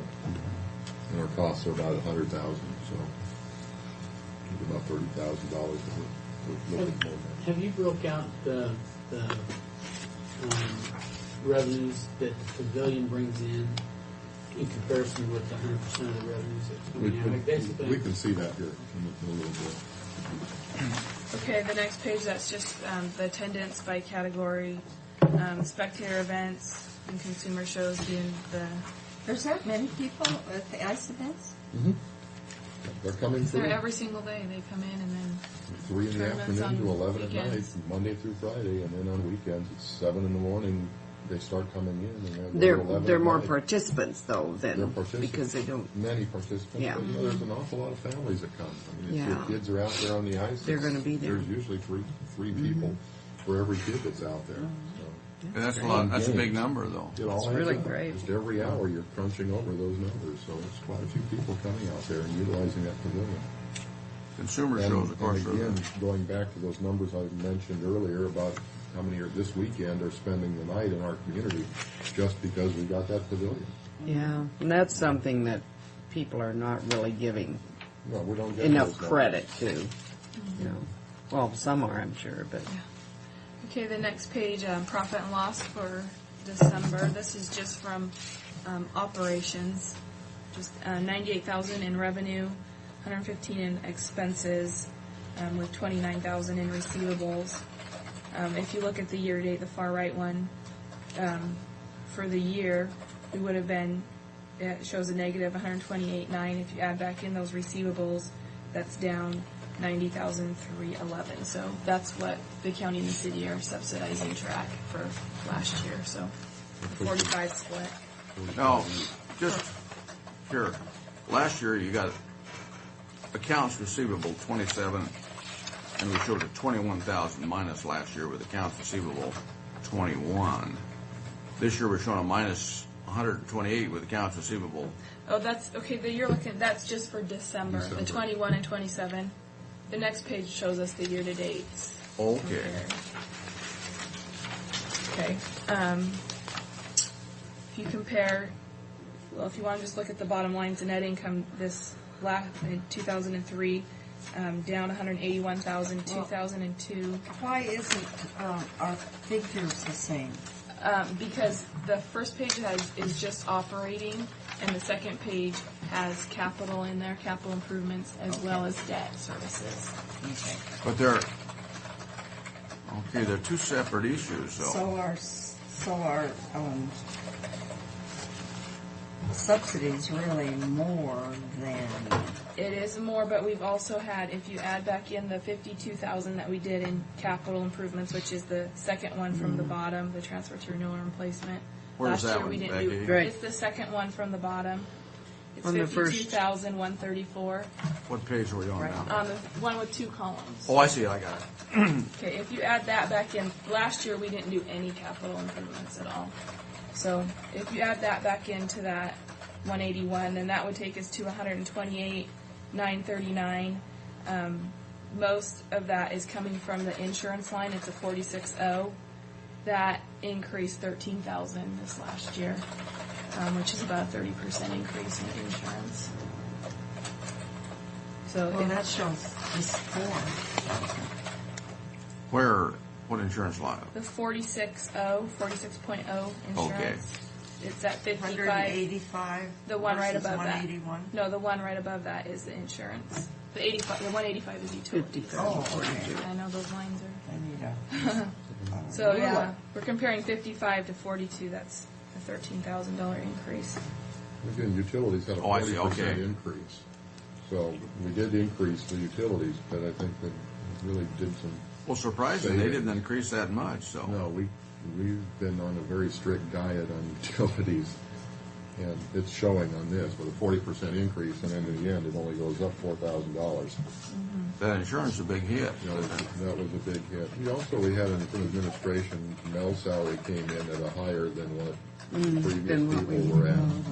And we also had direct supervision at the last couple months, actually, and even into October, where we had to hire somebody in to essentially babysit the ridge crew. Yeah. So there's some additional costs there. And we also spent more in our grounds than we'd expected to, to overcome what the city was unable to do and didn't do in our agreement. And we also did some other work in there. But unbudgeted, but we got it done because we needed to get it done. in our profit and loss statement, for my own edification, we need to pull out the capital expenditures, things that are actually capital expenditures. So when we look at this, we're looking at a true P&L on the thing. And we're doing that on the first page. On that first page, that is pure operations. What does it cost TRAC to operate the building day in, day out, without capital, without debt service? This is what we need to And know. what we've got is it's 90 with our debts, with our receivables in there. Not anticipating any problems other than one, Dave Cortinas, Hispanic Chamber of Commerce. Yeah. Other than that one, I think we're in pretty good shape. And that's 90,000. It gets it down to 90,000, and that's split two ways. The city puts in 45,156, and the county puts in 45,156. The Hispanic Chamber, we can't collect that money. No, but in fact, I've sent them to collections. Dave Cortinas is the one that's giving us trouble on lots of things. His name is on 3 of these. Yeah. And then that Orwa Promotions, can't we get? That's in That's collections That's too. in collections too, and that's All his those name ones on the that. bottom, the Orwas And and he is collections. lauded as the great savior. You know. But and is he on the New Year's too? No, That was before I even came. That was that was We need to write that one off. Yeah. Because that's. That was that when that we yeah. had the yeah, I need to have Tom leak? do that. that Was that when we had the leak? No. Pasco. No, that was Pasco. No, not Kiwanis. Yeah, it was JC's. Okay. It's Pasco JC's. Oh. Well, But And why haven't they paid that off? But in pure operating, comparing this with last year's, then we're down quite a little bit then. Am I looking at Right, it right? and part of that is because of the insurance. But that's 13,000. That's 13,000 of the 90. And the administration that I talked about, we're adding Mel's in there, where we hadn't done that in the past. How much more did I Mel? think so. They said he was on 3. Is Mel Laval's and then isn't Mel- 14 is. I thought you said he was on 3 of them. What? Mel and the other Yeah, he's raises on the that we got. Orwa, the Promociones Oh, Locos, yeah. and then the Department is the Tri-City difference Hispanic between- Chamber. Okay. 311 and 288. So that's specifically What on the my next page. question was, I can compare. Wouldn't his 311. deposit pay that $24.50? For a dance, they don't. Mm-mm. They didn't, for the dances, they don't make them have. Oh, I see. Well, Oh, actually, his was mostly administration. catering.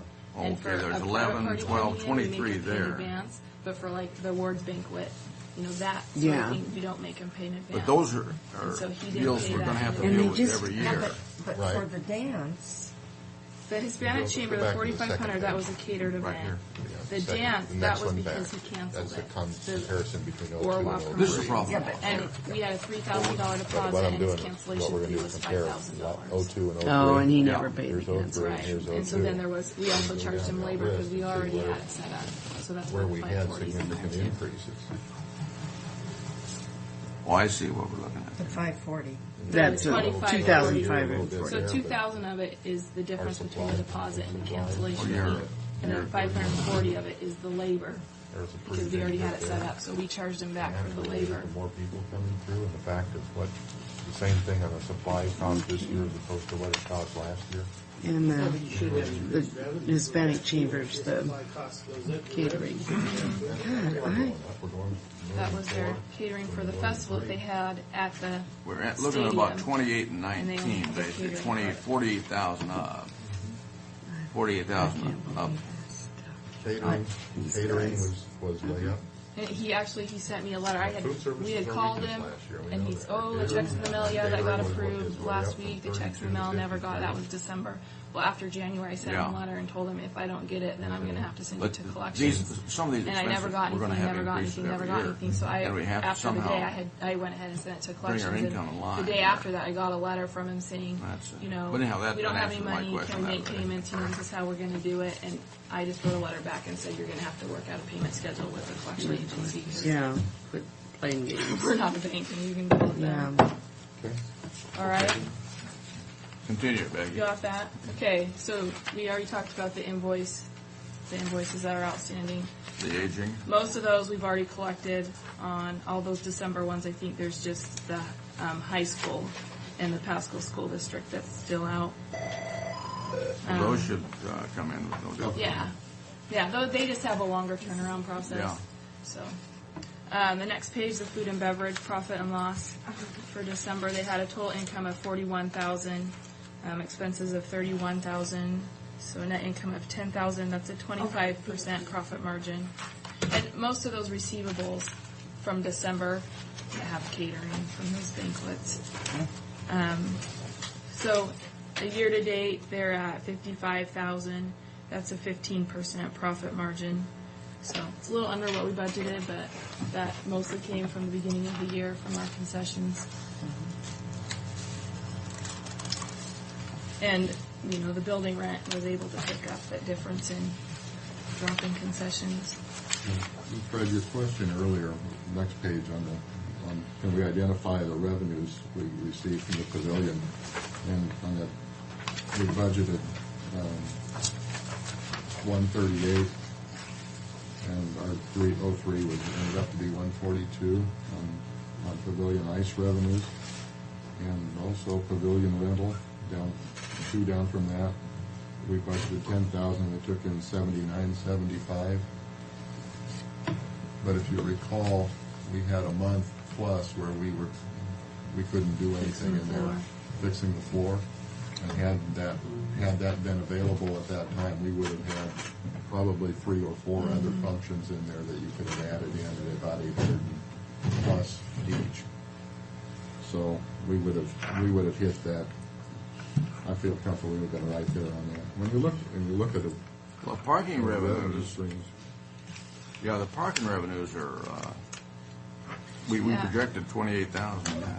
And most of that is because the shows are changing. They're becoming more of like the meetings and the consumers where we wouldn't charge parking. But some of that too, you'll see that the dances that we didn't have, the parking lot rental is up to 66,000. When we'd only budgeted 61,000, the promoters are buying out the parking lot instead of us charging the customers. I see, and it's appearing in some other line item then as opposed to here. Right. If we charge parking, we have to pay sales tax on that. If the promoter buys out the parking lot, we don't pay sales tax on it. So, I see our liquor revenues are up. yeah. over. We looked at that from Marina. We budgeted 128, we took in 140. We budgeted 190, we took in 190. And this is after all of the transfers that we did, all the budget increases. This includes those increases. So we 27.5, 34, 48 to 51, 138. So we were hitting pretty good, except the pavilion, which was, again, because we had over a month, 5 weeks, I believe it was, 5 weekends when we were out of commission on that. You know, it's interesting what we took in on the arena. I'm pleased to see that. But the biggest issue, concessions revenue, budgeted in 155, and we took in 119. And again, it was because we got off to a lousy start and we didn't get the dances. The dances usually they're pretty darn nice for us on concessions, and we had dances, but not as many and not nearly as good. They were getting drunker when they came in, though, than you anticipated. So there it is. Well, that's an interesting page. I'm glad to look at that. One other thing that, just to point out on that page, the subsidy for operations, it's just blank right now. We had budgeted $108,560. That's going to come in at $90,536. That includes part for capital improvements and then part for the operations. So that's about $18,000 under what we had budgeted for last. Those kind of things are good. Yeah. Those are good. Yeah, so there's some good news for you. Okay, the next page are just the expenses. I think we've talked about the insurance and everything else. Came up with 99% of our expense budget and 102% of our revenue budget. So.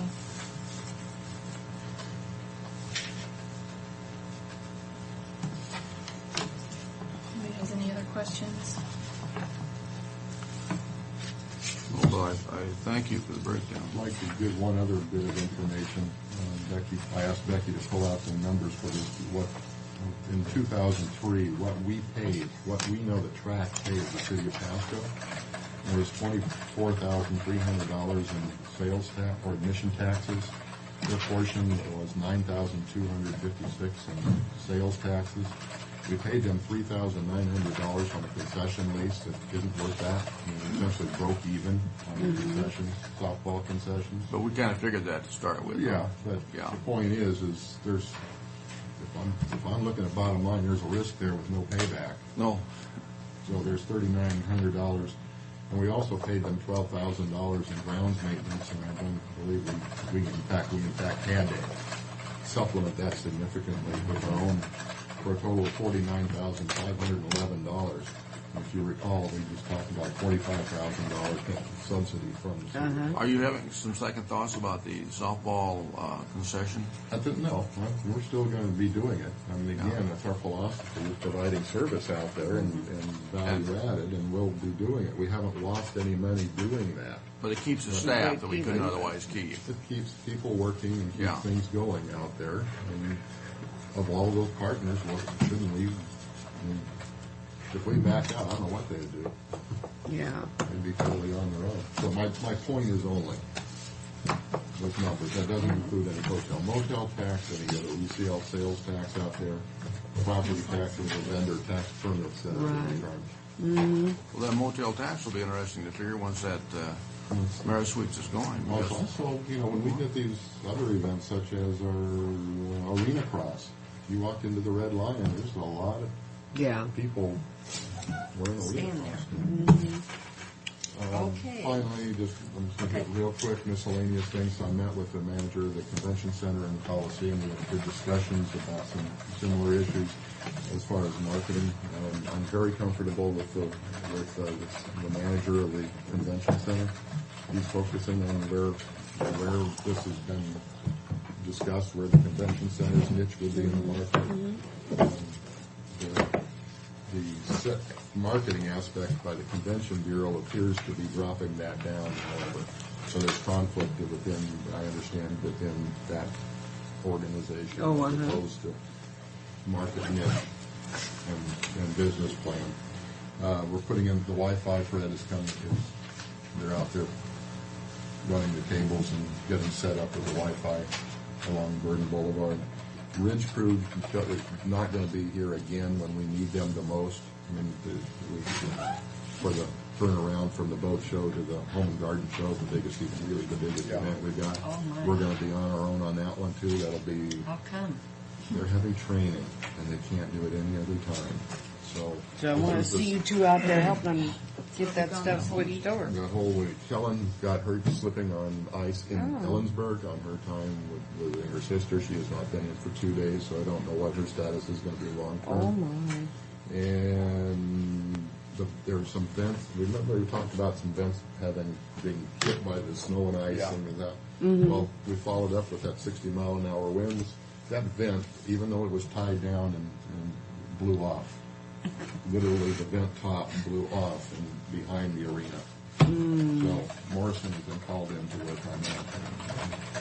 Okay, we're running behind. Thank you so much, both of you. Good to see you back. Show them all about the red, you know, and What's what? There's some in April and another one in May. okay. You gonna join? Gonna take your horse out and show it? See Okay. when. All right. You're on. Next Come on the up. agenda. So I'm new at this, so you have to tell me. Oh, just Okay, have a chair. we'd like you to print your name in the book and then state your name for the record. Hector Alamillo. We don't let you read the fine print before you sign. All right. Just sign.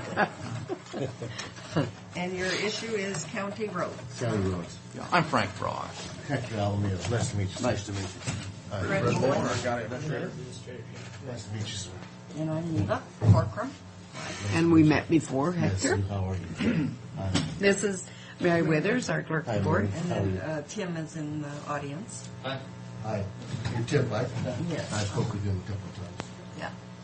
Okay. You want to come on up and sit up here, Tim? Well, he was just going to listen, I think. Well, Just can take notes. yeah. Okay. My main concern, I live at 4519 West Warnet Road. And my main concern why I'm here today is the speeders. And I know that we can't control everybody and speed. I mean, you just can't do it, no matter what. You can be out there 24 hours a day, you still can't control it. There'll still be speeding. But I'm going to try to slow her down. And I think that Speeding is a real problem by your place. 25-mile-an-hour zone, I've clocked a lady 65 miles an hour. And it's not rare on any day. You'll sit out there for an hour and you'll catch them coming through there consistently 45, 50 miles an hour. Because there is no stop signs between Road 36, which is city property, and Road 44, which is county, right before the county takes over. And so they get a pretty good run heading west. And since there isn't no stop signs, they can get it to Road 48 with the stop sign there. Do they adhere to the stop signs? Are they, or do you know? I haven't monitored the stop sign on Road 48 because, and I probably should have. But I haven't. My main concern is there's kids going to school at 8 o'clock in the morning, 7:30 in the morning. They go to Riverview Baptist Church or Riverview Baptist school. There's kids on bicycles. There's kids walking. There's not really a place for them to walk along the road. And these guys come through there at ridiculous speeds. Riverview Baptist Church, I wouldn't talk to them. They have their signs or school signs are on their property. They're not extended out. And I don't know what the policy is on that.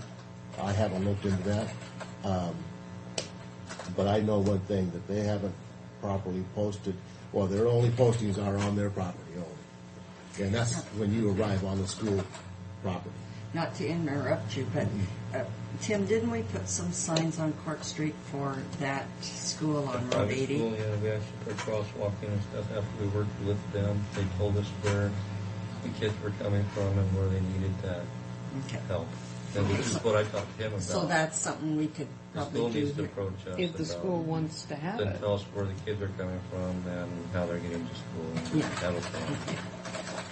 But I think that particular school kind of does their own thing. Very I much mean, so. I don't think they want government involved. Well, Of course, this is a I was- safety issue here. you know. Yeah, I know. I was Yeah. pushed off by 3 different agencies, and I went to them, and I went to the Pastor Mike or Pastor Ken, Mike or Ken, I can't remember their names, but I addressed the problem with him, and he goes, well, you got to talk to the county. And it's just a matter of just getting things, you talk to the next person here. But Now, you mentioned we could put up those speed things, What? detectors, or, those I think things we that... did, You had didn't that we? on We there. can put counters up that tells how fast. well, I had it up things there. are going. Yeah, that's what they're saying. They had those out there. Yeah, I requested it. Well, we put the speed machine up there that Uh-huh. To You show can people walk shows out. people how... how fast they are going. Uh-huh. I've got the pictures. You got the pictures on the But we speed could on it. actually I've put got the pictures of the counters cars up and the there. speeds, and I've got a couple of them that came back and said, "What are you doing?" And I go, "I'm taking your picture because it's how fast you were doing." We There's can no- put counters out there that tells how fast people are going. The counters tell the same thing. The same as the other. We have a couple that. Oh, because you put them a distance apart. We put 2 hoses and it tells how fast you're going based upon how quickly they get the hoses. Keep track of it, how many, and gives us a breakdown of percentiles of different speeds. But that's about all our road department can do. I mean, then you could give that information to the sheriff's office and... Right, and we have done that in that case in city and tell them when the majority, what time of day the majority of the problems are occurring. We can look into signing that, though. the 4-way stop sign on Road 44. Yeah, we can look into signing it. Because if you put a stop sign on Road 44 heading west and between the, What's your purpose of a stop sign? well, you're going to slow them down. The stop signs are not meant to be a speed control. They might But not be would meant it to be not do it, a though, speed would it? control, but let me tell you what, if you put a stop sign on Road 44, the intersection of 44 and Warnett, and if you have to stop there, and then you have to stop here, you're going to say, oh my, that's a Don't lot of put a gas stop I'm going to waste sign there. in for speed control. We do it for other reasons. And typically, you don't go to a 4-way. It already has a stop condition there. It's just not on Burnett, okay? Because Burnett is a minor arterial. Okay.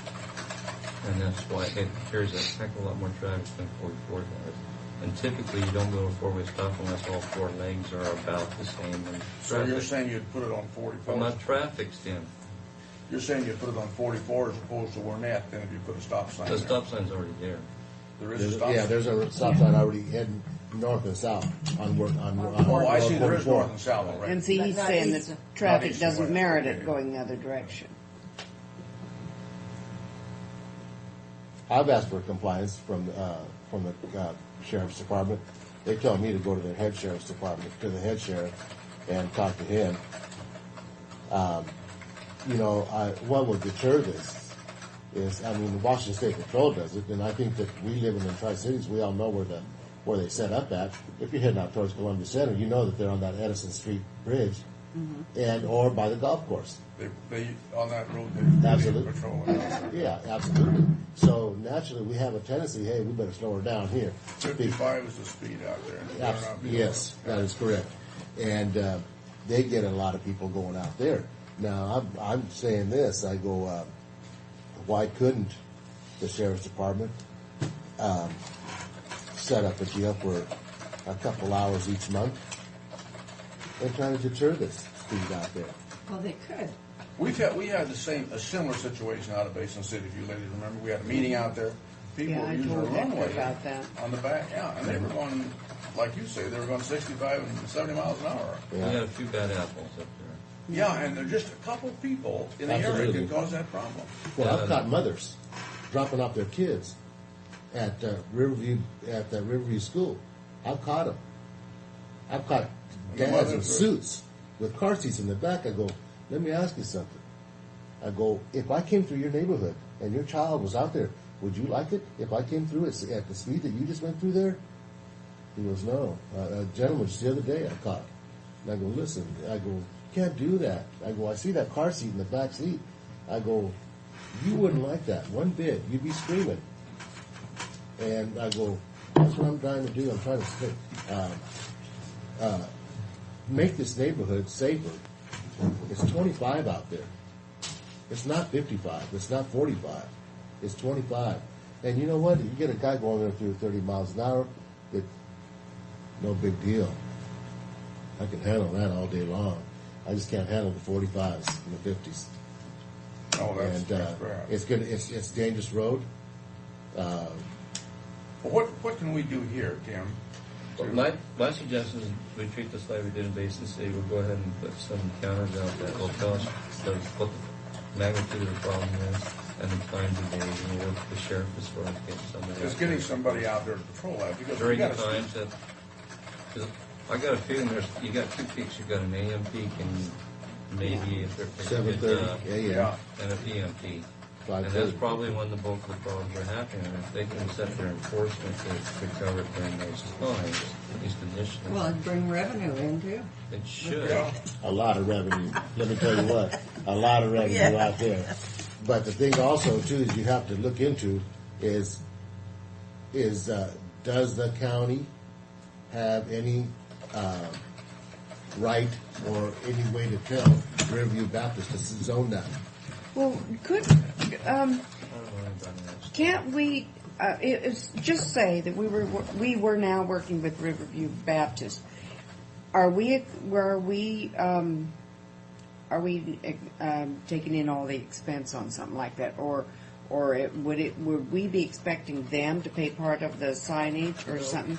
What would be wrong with letting them know that we've had some expressions of concern, and we're certainly willing if they would like to work for this. Well, they certainly should. We need to have. Yeah, I mean, public schools do and I don't think they're exempt. To be honest with you. Yeah, I don't either because it's a plan that deals with the people that walk. If they're using our roads to get there, they're not exempt. And basically they work with their kids to tell them, okay, they figure out where they're coming from, and then they have spots that we can designate that they have to either cross the road at or whatever, and then you go ahead and put the crosswalks and the signage up to accommodate. Yeah. Okay. And they make sure that they utilize them. Yeah. Okay. We're running out of time, and we've got I know. I just one other issue. But for us to go out and just do that. Yeah, we can't do it arbitrarily, No. but still we could And the work children change over But time. Hector, Tim will work, get that up and work with you on this. And But then Riverview should. we should draft a letter to Riverview School and tell them that we are going to. Pardon me? Why don't we go visit with them? I can go okay. visit Let's with go them if visit you'd with like. I don't live very far from there. Yeah, I went and visited with the man, and I got my point across, and I caught a couple of their bus drivers speeding, and I got him on film, and I told him, I got him on film. He goes, and he spoke with them. He did. He spoke with the bus drivers, so to say. Well, anyhow, but one more thing I want to add before I leave. I called your office, and I guess I'm the butt of a joke over there because it's the complainer calling in over there, and it's the same guy, and that's me calling in, and I will continue to call your office to complain. But I mean, I had a guy come out and said, yeah. He says, I guess you're the complainer. And I go, what are you talking about? Because it's all over that office. He said every time you call, it says this and that and this and that. Well, I'm a taxpayer, and I will complain, and I will call your office if a resolution is not. If we can't work together on this. All I'm trying to do is make it a safe neighborhood. That's all I'm trying to do. We'll certainly try to work with you. Thank you so much. And we'll let you know. It's nice meeting you. Nice meeting you, bet you know. Nice meeting you. All right. And Tim will get back with you. All righty. Okay, thank you.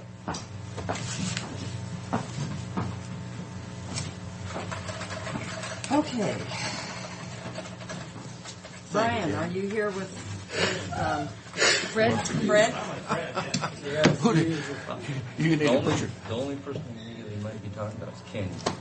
He would do stuff. Who? Yeah, Kenny. Kenny? Kenny? Yeah, absolutely. Yeah. You know, not, Oh, the sewer and water thing? All right, let me make sure this is pointing in the right direction. there you go, Fred. I'm a slow learner, but He's I learned eventually I north, do you know. catch on. What we're here to talk about is the removal of the vegetation, the landscaping. This tree here is gone. It's already. It's gone. I It's heard not you gone, but talked it will about be. it. It will This is be. my favorite tree. I don't know how I'm going to do without it. The wind tore most of it apart. So Oh, it's a safety thank goodness issue. it was God, not you guys. Yeah. And so, we talked about these bushes here, and they're so overgrown. So, do you want to mark this up, Brian? So you Well, we can might take it down? not have to. It's our opinion we ought to take it all out that's around the building. So You think it's worth the effort of trying to save those? what's that? He said they were so overgrown. Anything. No, I think we should start here and go all the way around the building, and take all that out of there and start over. That's fine with me. Oh, there's little bitty things that come up in the spring. Yes. I think John should go out there and dig those bulbs up and guard them Well, until we can put them back. Steve do that. As soon as we get the roses taken care But of. I think the it's probably labor on worth trying it. to save this stuff is, Well, your building's Well, going you to be gotta- scaffolded from the ground to And the it's going to roof be in the for way of many, the many months. scaffolding, I would think. You know, it's Yeah. so. Then beyond that, I don't know what your feelings are about the Well, roses and the rest of it. But What we are going to do, Brian, to let you know, is we're taking all of these roses out. I don't know that we're going to move these unless you think we need to. And we're going to put them over here. Okay. We're going to mound them up over here. And then when it's done, we're going to bring them back. Okay. but what are we looking at in labor? Again, even on the roses, what are we looking at in labor on Roses that are thing? very You're expensive. paying us anyway. I know, but you would be doing something else. If you got enough time to do that, I'm saying that time has to come from something. Well, usually it's more. Well, the lawn work isn't going to be done, and there's nothing done at City Hall in the way of lawn. So you'll have time, period, without extra time. Yeah. Those roses are quite expensive when you go to replace them. They are. But I wanted to add that there'll be, I'm sure, trustees doing some of this work. Probably most of it, because They'll be doing the hard work. Could we get rid of some of those diseased trees or the stupid-looking trees out in the back and put new ones in when we're doing the Out here, these two. Hey.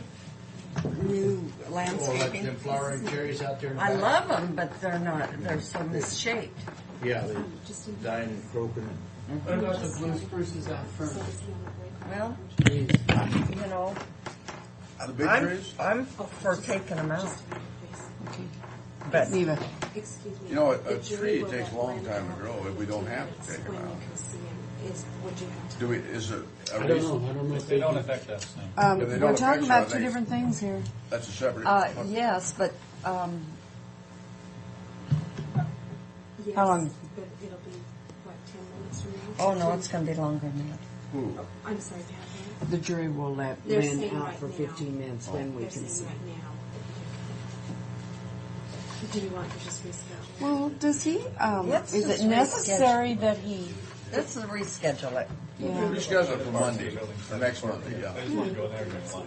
Okay. then he'll have to drive back in though. Why is he I'll be here be here to Monday. present? Why doesn't he just give it to us? There may be a deadline on, is there a deadline on that sewer stuff? I think if on the sewer stuff. He's You know, for the Basin City. petition, to water- put it yeah, on, there's a 45-day limit. If he doesn't get it in and get it approved, then if it's not within 45 days. well, then have him Can't come he down right now, and then we'll do it. Yeah, but He's got I to don't- present a petition for us to put it on the ballot. Okay, I don't care. I doubt that it's going to be that tight, but let's do it and get it over with. Yeah. Okay, have it come down right now, please. Thank you. You know, Brian, I think we answered your stuff. You're taking that guy out, right? Yeah. That's already coming This out. Friday or next Friday we'll take it. Bad On shape. Saturday, excuse me, so we don't have it sitting on somebody's. Do you think there would be a uproar in the community if we took those trees out? Where are those trees? You know what? There's two ugly trees right back this I way. think I think there's going to be an uproar by moving those roses. I think if we destroyed those roses, there'd be more of an uproar Yeah. than those trees. Let me tell you, you can get roses a lot cheaper than buy trees. Oh, Oh, depending no, on no, all I'm saying, she about asked if that. there'd be an uproar on those trees. And you know, because didn't some people donate some Yes, of the roses? my sister-in-law And if did, we and I start did tearing too. out all those and not saving them, I think there would be. But we're going to put them aside. That's not even a problem. No, we've agreed to. Well, if you want to buy a tree for $75, you're going to be buying about 4 or 5 roses. Is all for the tree. Because We can they're always dig this tree out here and put it out here. It's a nice looking Yeah. tree out here. What about now, Brian? Let me ask you: do you believe that these roses here will be in your way? No. Okay. I think we need to Yeah, get but that. they're not going to get water. Well, then they Well, need that's to be moved. the other thing, we haven't talked about that. We need to talk about who's going to take care of the grass during construction.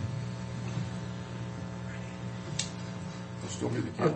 Before we go to that, Brian called me this morning and he was talking about the irrigation, and I suggested that we just put a whole new irrigation system in there because that irrigation system that's there is probably, and I think that's why we wanted you here, is because Pieces, it's haphazard. piecemeal together, isn't it?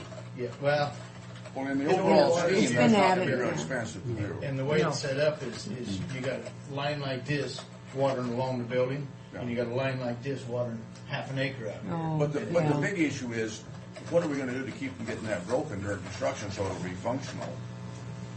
Oh, that's not a problem. Unless they're digging it, it shouldn't be a problem. We can take care of that. There's no problem with that then. Okay, so then we will be I know. watering and mowing while they're doing construction. If we don't, they'll have grass out there. Yeah, because foot there's high. some of it that's got to Yeah. be It'll taken. be brown Well, I all thought around. there'd be material stored on it and, Well, this is where the material's supposed to be stored right here. oh, Okay. okay. All right. But there's going to be a fence, you know. I mean, we're planning on putting a fence, this dotted line, Around the construction. around the whole lot, Mhm. courthouse. Mhm. Okay. But that doesn't mean county people can't go in and out and do what they Well, this is doing. the park, you can put it here in the parking What? lot, yeah, so, Mm-hmm. and, because these here, we can turn most of these, this line off, there's valves, so we can turn this part off. Well, it's a different issue, but look at a track. They put a fence around where they're doing, and you can do what you want outside of that fence, and that's going to have to be the same way. Yeah. Because they'll have to go into the public safety building anyway to get to those offices. Okay, so we'll be taking care of the grass and the watering and everything while they're out there. And then I think once it's all said and done, we want to have a new sprinkler system put in too. And it sounds to me like you can remove all the vegetation around the building so you can get in and do your scaffolding on it. So, those doors, Brian and I called Terrence today, and I suggested that they just put locks on all the doors and drawers, and then the departments can determine which ones they want to lock or It's a little spending. Those locks aren't cheap. Well, I know, I'm just, what we're talking about is any new drawers and doors that are put on our cabinets and cabinet doors, But you don't have that many cabinets anyways. put locks Not a on them, school. because if we go back to do it later, there's a problem. So I suggest we just do it all at one time and be done with it. So they can determine whether they want to lock the door or not lock it. But it'll be there, it'll be available if they want It'd be an to. option that we don't have now. Okay. All right. So And we don't have to decide right today on these. No, not for me. That didn't even fall in his area. Okay. well, you probably don't need this, then, do you? No, I won't here. Okay. Roses out here, we don't have to. Is there anything else? I have him show me where he thinks the water comes from. Okay, that's Yeah, it. you can have those. Geez, thanks. You're welcome. You're so nice. All right. Thank you. And again, you can get a hold of me anytime, even though I'm in Okay. We need to have him sign in. Good morning, Lynn. Good morning. I You're thought on this jury was gonna duty. take us longer. Well, I really do appreciate the court letting me go. Did they let you go just for this meeting or Just all for the of meeting, 15 minutes? just the meeting, I haven't even seen the judge yet, so. No. Okay.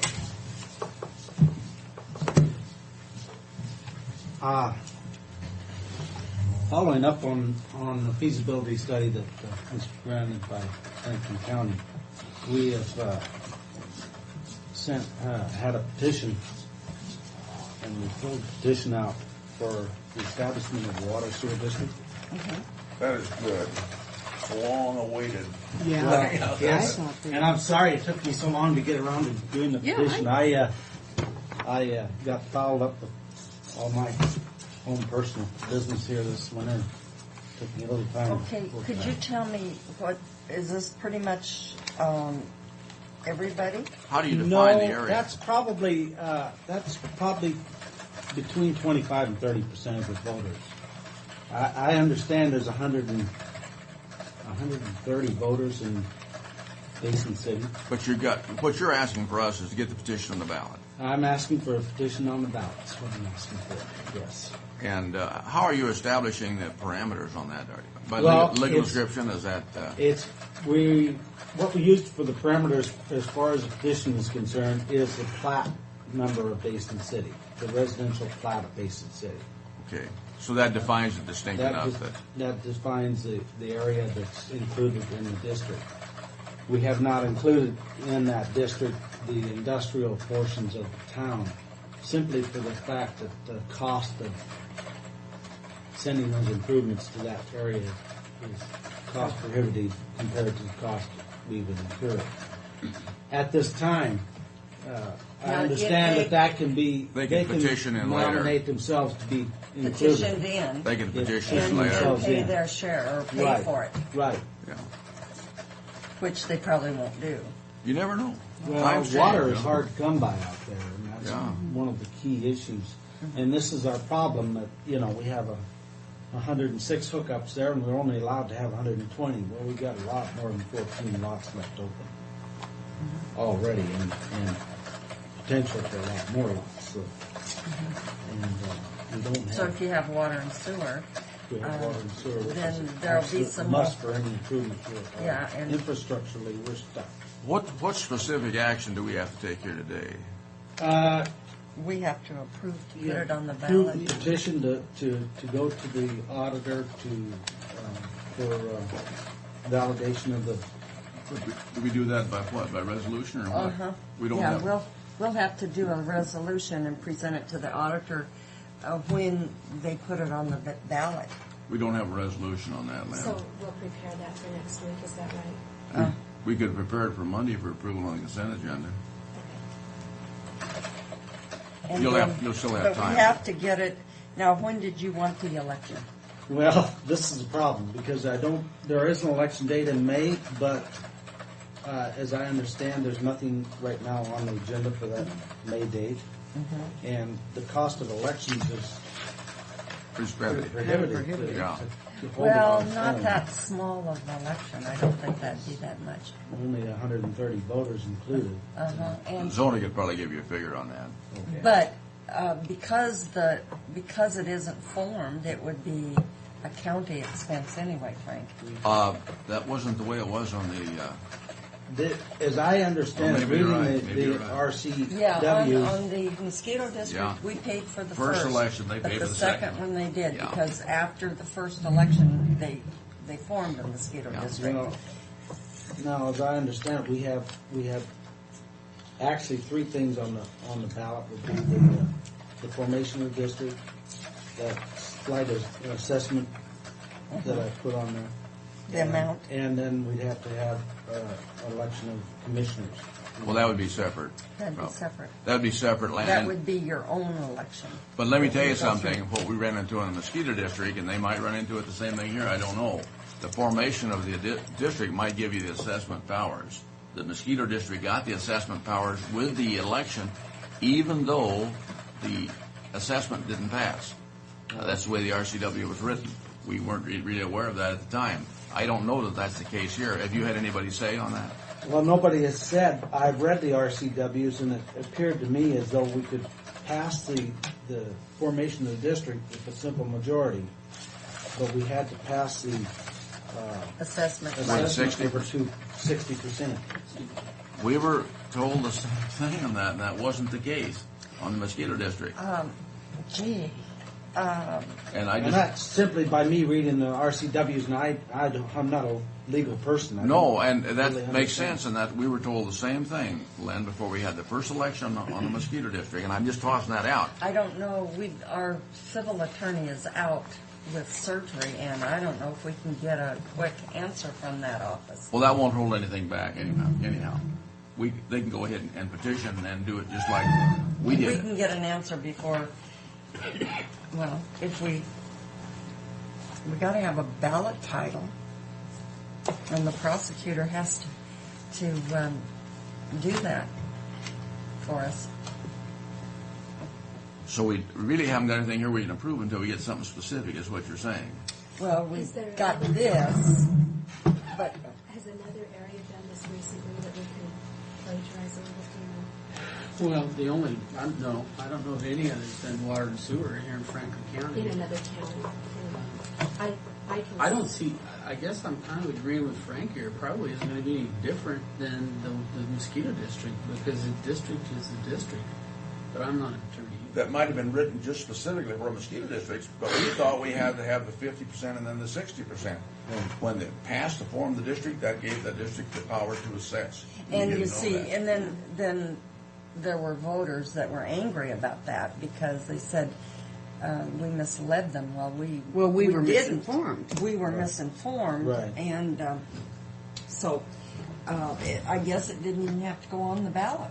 It did. By RCW, it had to be on the ballot. Okay. That's the screwy thing about it. It had to be in the ballot. Don't Well, that's ask what for this is saying, it has to be on the ballot. Yeah. You know, at the time that you form the district. Well, I have a problem in that they say an assessment has to be done between the months of January and May, or June.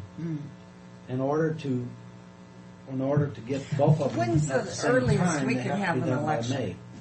And I didn't, when I If I we delayed pass it myself in today, getting would this you count done, out 45 I didn't days? realize that there was a time What is today? frame in there. That may not be Still. applicable to the establishment the of. 4th, Did so- it It's say- not applicable to the establishment of the district. It is only applicable to the assessment. But that might be after it's established because you would change the assessment. Well, it says on the criteria. same ballot, Oh, on the is that same, on the same election, a separate issue. It has to be during that period of time. Huh? March 20th is where I got to 45. And I thought, March well, 20th. in order to make it a taxing district, you had to So have we an could do it in assessment. April too. It would make it clear that it was a taxing district if you put an Shall I get assessment Zona? on the ballot at the same time. Yeah, it'd be a special assessment district, the same as mosquito Right. district.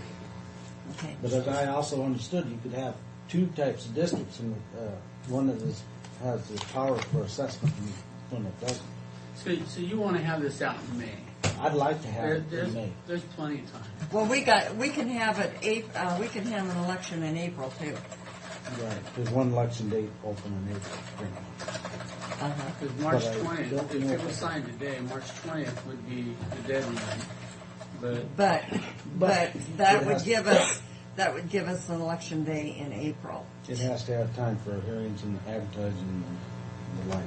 well, I think what we're thinking about is that we need to get our civil attorney in on this. And he's not available and won't be available probably until the following week, not next week, but the week after. And we're trying to figure out if We're not trying to impede you, Len, but. No. Oh, no, I understand. Yeah. So if we can get an opinion from him, then we can, he'll be back, we can get an opinion from him, and at the latest, we can have it done in May. But we're saying we might be able to get it in June. And that would save us some time in the long run. Great. And we can hopefully iron out. But we can pass. We can approve accepting the petition, and that by resolution, we will present it to the auditor for either an April or May vote. Do we want to do that on the record Now, why today? couldn't we just do that? We can, but I In don't the see. interim, we'd still have to We get. still have to do the other. I don't see any point in doing that until we, I don't care. Well, I'm afraid We're going to have the time. if we don't pass it today, then it'll be. But if we don't run by the prosecutor's office and get the correct, Well, we'll do that but because we're he's doing it going after the fact, maybe is what I'm saying. We're doing it after Well, the we're fact. just accepting a petition today. Because the auditor already has it. that's the petition. I went over to the auditor's office and picked it up. She said I had to come to you first. And Oh, I see. I took it into them last week, and they said, well, I told her that I'd have to bring it into you. But I don't object to accepting it. I just want to make sure we don't stub our toe here somewhere. And Well, can't we got to notify the auditor. can't the young lady, isn't she still with us? That she gone? Oh, she left it. Oh, she just comes back to go to Weight Watchers. Yeah, She works for her dad. Okay. works for her now. I think She works for her dad. Huh? Tim Clashman's office. Well, her That's dad's her. a main. Big attorney there. It's Cuffle. It's Cuffle, Hullford, Shea, and Flashkey. Okay, we got that figured out. But anyway. Now. Well, I don't care what we do. Give it to I don't Mary. either. If we I just want to make sure we do it right, you know. well, if we wait till Monday, are we going to have any further steps taken? Why don't we though? run it by the prosecutor's office and make sure we have it right, and then try to get it out next week if at all possible. Will he be back in time, or maybe Steve can give us an answer on that? He won't. You don't hate to be that way, But he won't. He's already made his stand that he's not going to be doing those kind of He's been things. signing contracts and stuff for us, but he's.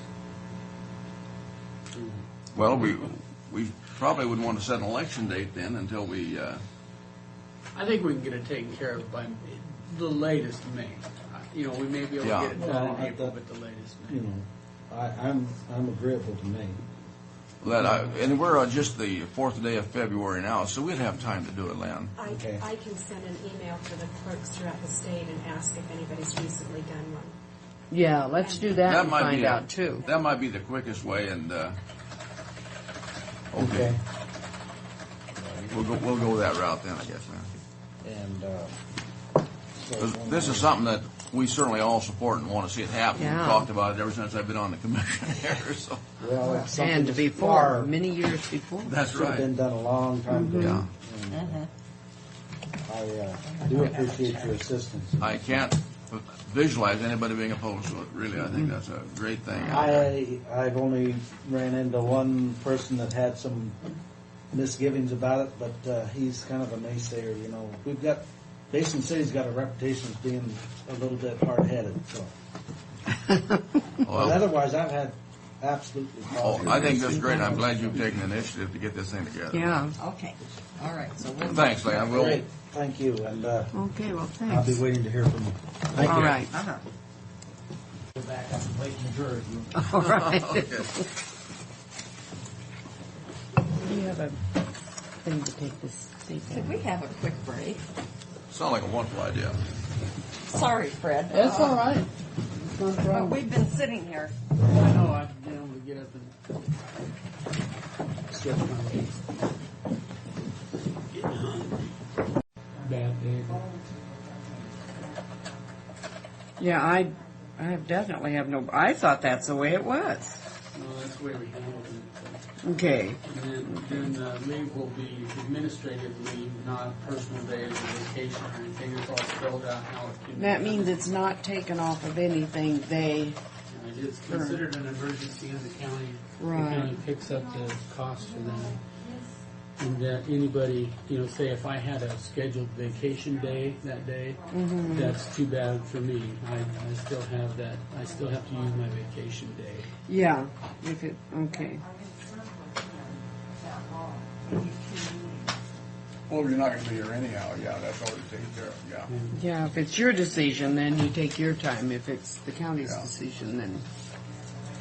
Is it, I know Connie will probably ask, is this retroactive? Yes, this will go back to the well, so it's written that Oh, way. yeah, and- effective January 1st. So, And that Kona 610, if it ain't on 610 radio, you better come in. Do we have that in there too, Fred? Run downstairs, see if we can get that number. Do we have that too? If it's not on the radio, that it Yeah, will be. it's in that. It's in this policy here. I think. Okay, I think one of these things that you marked for me had that on it. page It's page 3. of the policy. Yeah. Yeah, it's page 3. The notification. on 4, that's no problem. Yeah, okay. I think that thing that Frank's looking for is one of those you had marked for me. Well, it'd be Looking for the good if number. we're going to be up there that we just tell them what building Yeah. it is. Mm-hmm. We need to get we need to get hold of Mike Hewitt. From what I understand, he's on that committee. Is this the courthouse restoration? It is marked in there someplace. Yeah.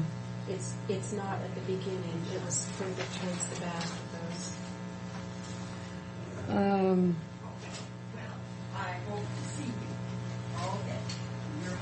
I'm racing Frank to see if I can find it before he does. Search. Okay, it's Waco priority bill. I think it's increasing. Well, he ran up to get down to get the number on this. I don't see it in here, but I know she had it marked in something that I had. Yeah, but you know, you had given me.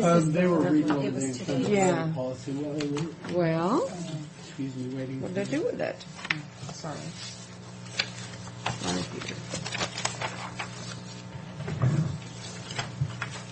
Oh, Did you not like it?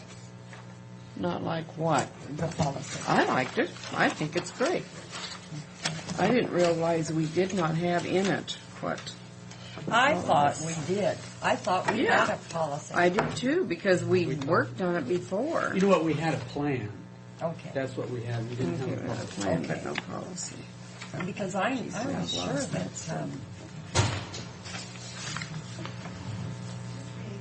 Oh, Historic County Courthouse Fund. yeah. Isn't that it? SB 6539. We got it. We just barely beat you. SB 6539. Well, we found it already, yeah, 6539. Now I've got some stuff all mixed up. The Senate Bill 6539, you already found it ahead of me, so. Oh dear. Mary did it. I didn't know what you were looking for, and I didn't know. Oh. I thought I was doing it. I'm sorry. Yeah. Okay. The inclement weather policy. Do you want a motion on that? I have a resolution and then a policy here. So moved. I'm second. all in favor. Aye. But I'll tell you what, if I'm chairman, I'm not going to call one. What? You're not? Why? Because the way they acted, Who acted? the employees. Well, you just tell me who did it, and I'll settle with I them don't for know you. who. You know, don't let one bad apple ruin the whole Well, thing. why? What was the reaction from that one? They were mad because we were going to take one of those. Oh, well, I don't blame him Personal. for that. I don't blame him. Well, nobody uses that except a few people. Well, they might wanted to use it this year. Give them another. I'm going to Of tell you 10 what, days. Neva. I've said all along, it's good I'm getting out of here because one of these days you guys are going to have to vote on which day to have them work a year. Yeah, right. How come we only have one policy to go with? Did we vote on this? I'll make it. Yes. Okay, I know we Didn't we vote? we one Aye. and two did, but Aye. Got down that you voted. okay, I thought I did it right away. all right. Before I made my wonderful statement. If you want to give me your copies from here, I'll use those What's that? the policy. Oh, I think I did give you one. They don't care that they're numbered down the bottom. Oh, Oh, I forgot about that. okay. All right. So Well, there's- we've done the courthouse landscaping, weather. Okay. What about auditor's furniture? What are we talking about there? Well, Movement of, I assume.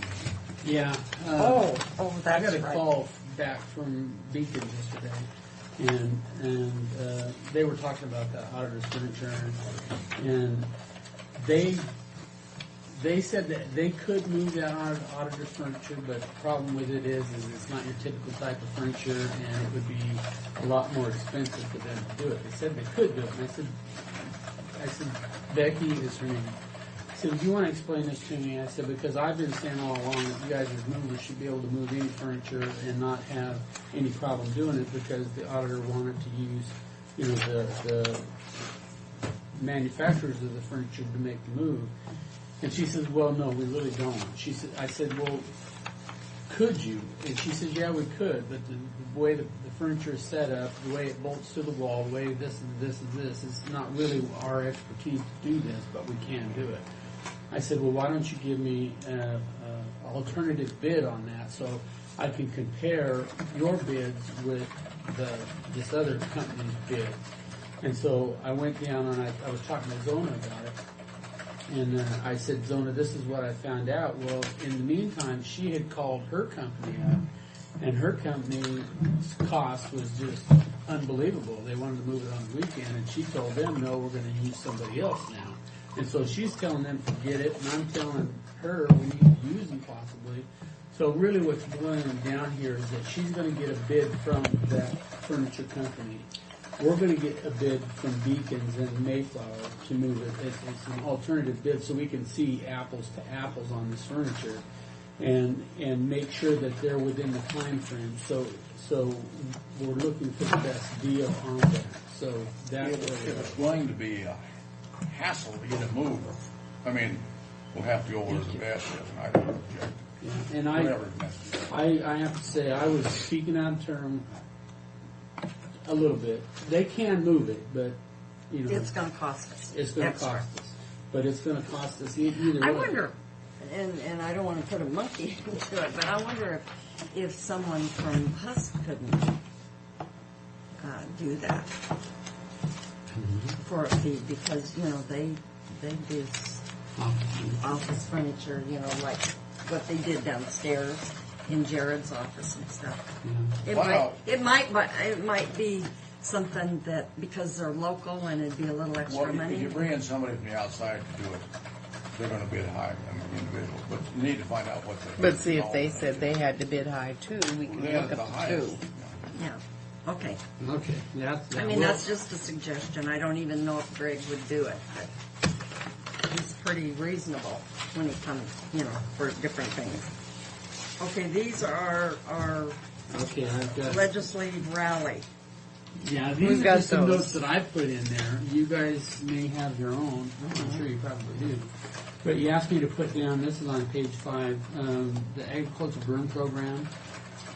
And then Art Tech had called because apparently the cities were up there a week or so ago last week stating that even though they let go this backfill money, they need to figure out how they're going to fix that problem other than just bail out on the counties. So he felt that it would be, if the counties came up there and was basically telling them the same thing, maybe they'd hear it loud and clear. And then the Coyote Ridge expansion. Now you're speaking of which backfill money on it? That right? criminal justice The criminal backfill. justice money, yes, Right. yeah. Because we're not, the We get zero. Tri Association isn't being able to work much because the city has so much conflict in themselves. That's what said the legislative rally the other day. The city has so much conflict that They can't we agree can't on seem what to their work with them. issues are. Yeah. Well, and then on Coyote Ridge, I think it's important for jobs. However, I do think we need to talk about impact funds Impact funds. and ongoing impact funds, not just a one-time impact, because it's going to impact our prosecutor and our courts and our defense panel. And the city of impact the Cornell, roads and everything else. yeah, the city of Cornell has thought about this and planned for it for years because they want it. But and I don't know if you guys saw my interview on the TV When? regarding this. I didn't. No, I didn't. When were you interviewing you? Well, I One don't know, day. one day last week or... When was it played? I don't know. I didn't see it. I never saw it. But Sorry, Neva, I know didn't put you there. on. Yeah, Katie Barton said something to me about. I saw you talking about about the prison up there, and I said, "Oh." But anyway, I just said that Coyote Ridge had been a good neighbor, and they have been. You know, we've utilized their work crews. And I said, Cornell has geared up for them, and that's going to be an economic boom for them. But on the flip side, I talked about the impacts to Well, the definitely county. an impact. And have you talked to Art Tackett in the last few days? No. Because he called from Olympia here last week and wanted someone to speak in their behalf or talk to somebody up there that would help him. Well, see, this is what. But he said that money had been taken out of the capital budget. It was going to come out of that fund. It had been taken out. For the prison expansion? Yes. And at least that's what he had heard. Well, the legislature thought the bill was too big. I mean, that was Cost? one article I read. But The cost was too big? Yeah, too much. But they have to do something. They got to build jails or beds. I'm sorry, but in proofreading minutes yesterday, one of Steve Lowe's concerns that he didn't know whether it was, but is that it will be maximum security, and they're not saying that. Yes, and I said, it's going to be a facility quite different from Coyote Ridge, because Coyote Ridge is considered a minimum security, but I said they transition people that are winding down their sentence. Where did you get this information, Neva, that it was going to be different? When Tom Donahue talked to us in the criminal justice, law and justice meeting. Steve must have been there too, huh? Was he? But Walla Walla is looking at an expansion, and this is what I had heard, and all I heard is via the paper and the radio, that Walla Walla was getting an expansion on their maximum security prison over there. Yeah, but this is going to be a maximum security prison where if they're assigned there, they're going to fill out their term. That's why it's such a concern. Well, that's a different Well, situation. before when they were signed there, they filled out their term. They were just on the very last of it. Yeah, but that's a transition. Well, they had trouble getting all of them to fill out the term up here. I know. Well, a lot of them escaped. Well, that's what he's talking about. Because they didn't want to be deported back to Mexico. That's right. Plus, a lot of them don't want to leave prison. Yeah. I mean, that's their home now. Where do you beat that, you know? Yeah. Well, if they've never known anything better, you know. A lot of them hadn't. So. A lot of them hadn't. So anyway, I think we need to support it, but on the other hand, we need to say we need to realize their impact. And that they should put that into consideration. Impacts to school district too. Yes. Oh boy. Which affects a lot more than Well, the city of Connell. and all your social services. It impacts your social services. Is it true that the prisoners are counted for population for voting? So then, if that prison were expanded, then that would be a whole commissioner district, a whole school district member, without being able to anyway. Vote. But it affects. That's a I concern wonder that about I've heard about the count on that, though, Mary. Is that a fact? I hadn't heard that. I've heard that before, but I don't know if it's correct. Population, they're counted as the population, even though they can't vote, and it would actually change how the district. It would be a district by itself. That'd be interesting to see how that's interpreted, I don't know if that's true. I don't know. Walla Walla could answer that for us. Yeah. They've had that for years. Okay, is there anything else? Because I'm glad you did this, because I was thinking we needed something in writing to speak from on our county issues. Okay. And what is this? What is the bill number Well, for historical preservation? SB 6539. But there's another thing that we should look at too, and it's this sourcing. We were talking about it here. We should talk about the sourcing there too. Mm-hmm. Yeah, maybe that's Sales tax. That's what Jim Potts sent us information on. Oh my gosh! Okay, So exciting. Bridget has the House Bill number 2 that she's going to get on this historical preservation, so she's putting that up there. Right now. Hello? To kind of give you an idea of what I've done Hello? on this. Hi. Yes. On this historical preservation breakdown, this might seem a little confusing, but I broke it into three categories, obviously A, B, and C. Exterior restoration, to completely redo the outside of the building, it's 1.5. But if you see the roof restoration, it's $715,000. And the reason I broke that out is to point out that by putting the copper domes in there and redoing everything up there to get the domes the way the architect originally intended, and the clocks and everything, it's $715,000. But from point of discussion, why would we break it out in our conversation with anybody? Well, the reason why we're breaking this out is because the $1.5 million that's going to be allocated to Franklin County, basically has been tied to the historical restoration only. So they're saying that we need the $1.5 million for our historical portion of it, not for the just overall construction. But in a- Mechanical and electric Yeah, upgrades. but in a project this big, it would not be hard to define $1.5 million, Oh, just no. going into a general pot on the thing, and it'll displace some other funding. But I mean, if this will help, that's fine. I just wondered the value. Well, I guess what I'm trying to do is tie that $1.5 million into what it's really going to cost us to keep the historical part of the building back in place. Yeah. Because typically, these types of projects, the historical part, it will take this. Well, let's just take the copper dome. If you could save $715,000 by not putting the copper dome up there, why would you? Especially if you had to make some cuts to your project, you'd cut back the luster, I guess. And But the that's copper not dome is. that's not an accurate figure though in our bid. That's 715. Yeah, dude. Is that what we ended up with? You bet. I got all the backup right here. On that, I thought it was going to be considerably less than that. Well, the copper dome itself, if you're just going to put the copper up, it is a lot cheaper. But to rebuild it all back to its original condition, it's $715,000. Well, now when we go out for bid though on this thing, I thought in the estimates we got on this that we were looking at something around $300,000, about half of that. No, you're talking about the dome. What I'm do you mean? talking about the exterior portion, Outside. that the copper dome, the exterior copper dome with the clock towers. Oh, I'm talking about the inside deal. Up Yeah, there. no. You're I'm talking about the glass? exterior part. Yes, Well, if you Or go down not here to the glass, stained but- glass restoration, That $573,000 on the interior. The interior restoration is $4.1 million. But if you go to the historical part, which is the stained glass, there's $573,000, and that's to do the stained glass plate in the courtroom above the staircase, and $300,000 to redo the. But just in the dome itself is about $300,000.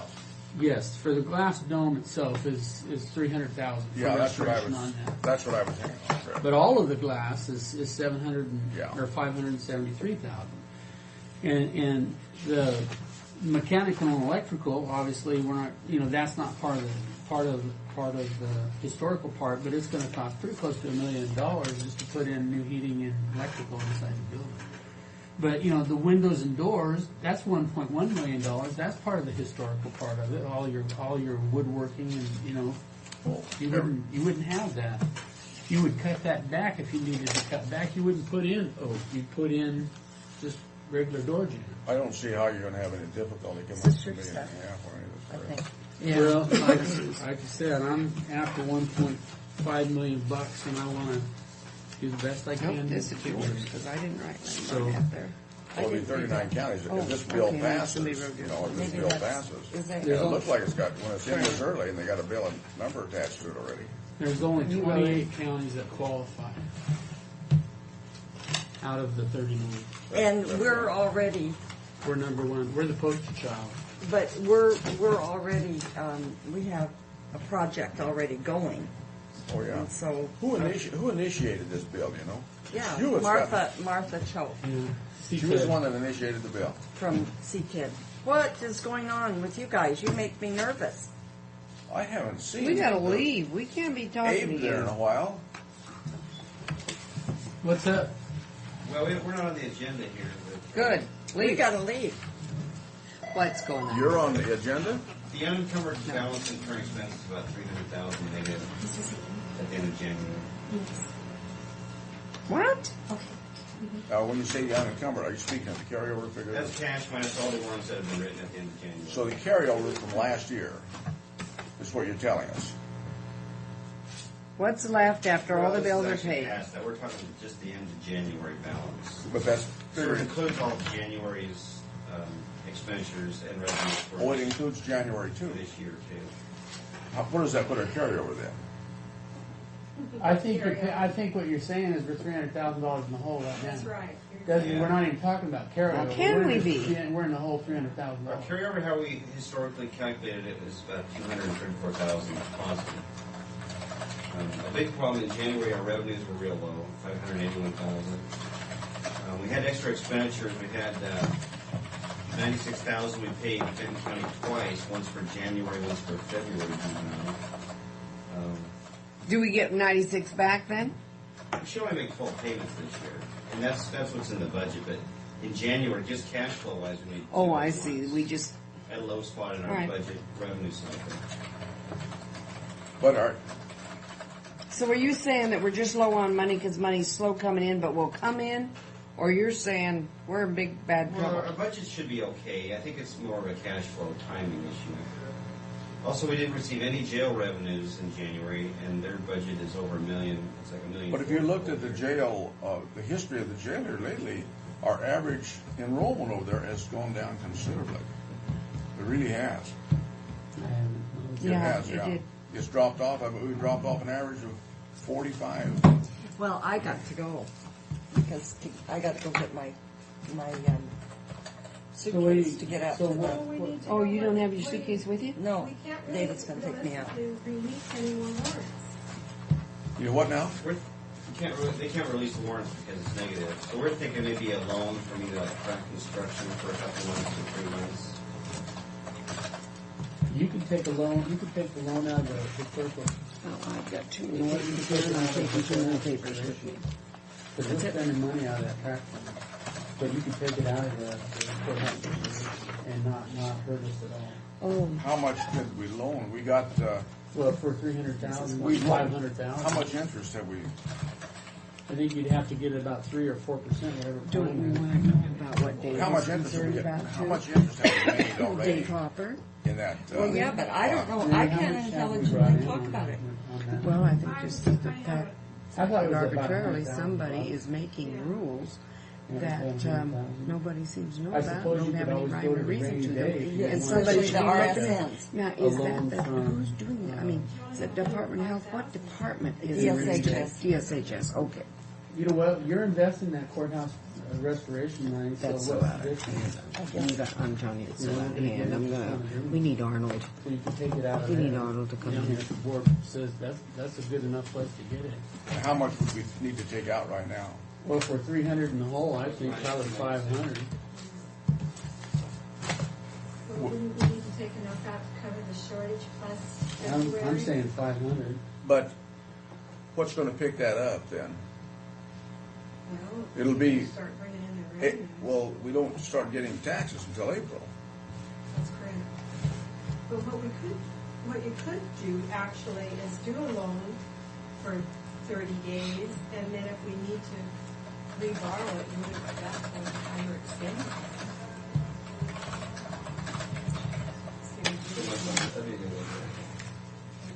Well, do we need to sign something? Because I really do have to leave. We would have to sign something, but what we could do is sign it tomorrow. Are you going to be here? No. we're- Well, tomorrow we're tomorrow flying evening. out, so She'll be that's here why. Friday morning. Well, not necessarily Friday morning either. Huh? Monday's the next time to take it. Monday's Unless the we do it right earliest we now. can do it. Okay, I think Monday'd be fine. Okay. Those checks don't have to go out? Well, you've got payroll If that has we to do- go. Yeah, but payroll's not one Monday. It's not right now. Oh, I see. We're holding a lot of checks though. Why don't we do it Monday, folks? But what we could do is. Well, if we can you do- get something right quick for me to sign? But people they can just wait till Monday. Although Well, the other. people are going to know that we're low in money too. So Well, if we Like pass they it do right that, now, they then have to she take can care sign it Friday, and they can get them out That's Friday. just what I was going to say. If we know the money is going to be coming, I don't see why it can't be released now, and you can sign it on Monday. Okay. I mean, Yeah, if it's in the minutes I'd rather or whatever see- that means. We'll just put it in the minutes and do the signing on Monday on it. Do you want to make a motion actually approving a resolution that will be a Yes, loan? I make that motion. For how much? Heck, I don't know, whatever they say. 500,000. 500,000? for 600, please. 600? 600,000 from courthouse restoration fund. At 4% interest? At prime. At prime, yeah.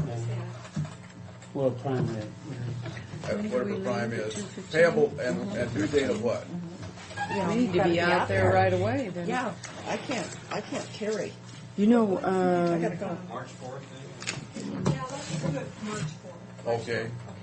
That was the motion. I'll second the motion. All in favor? Aye. You gonna eat lunch out there?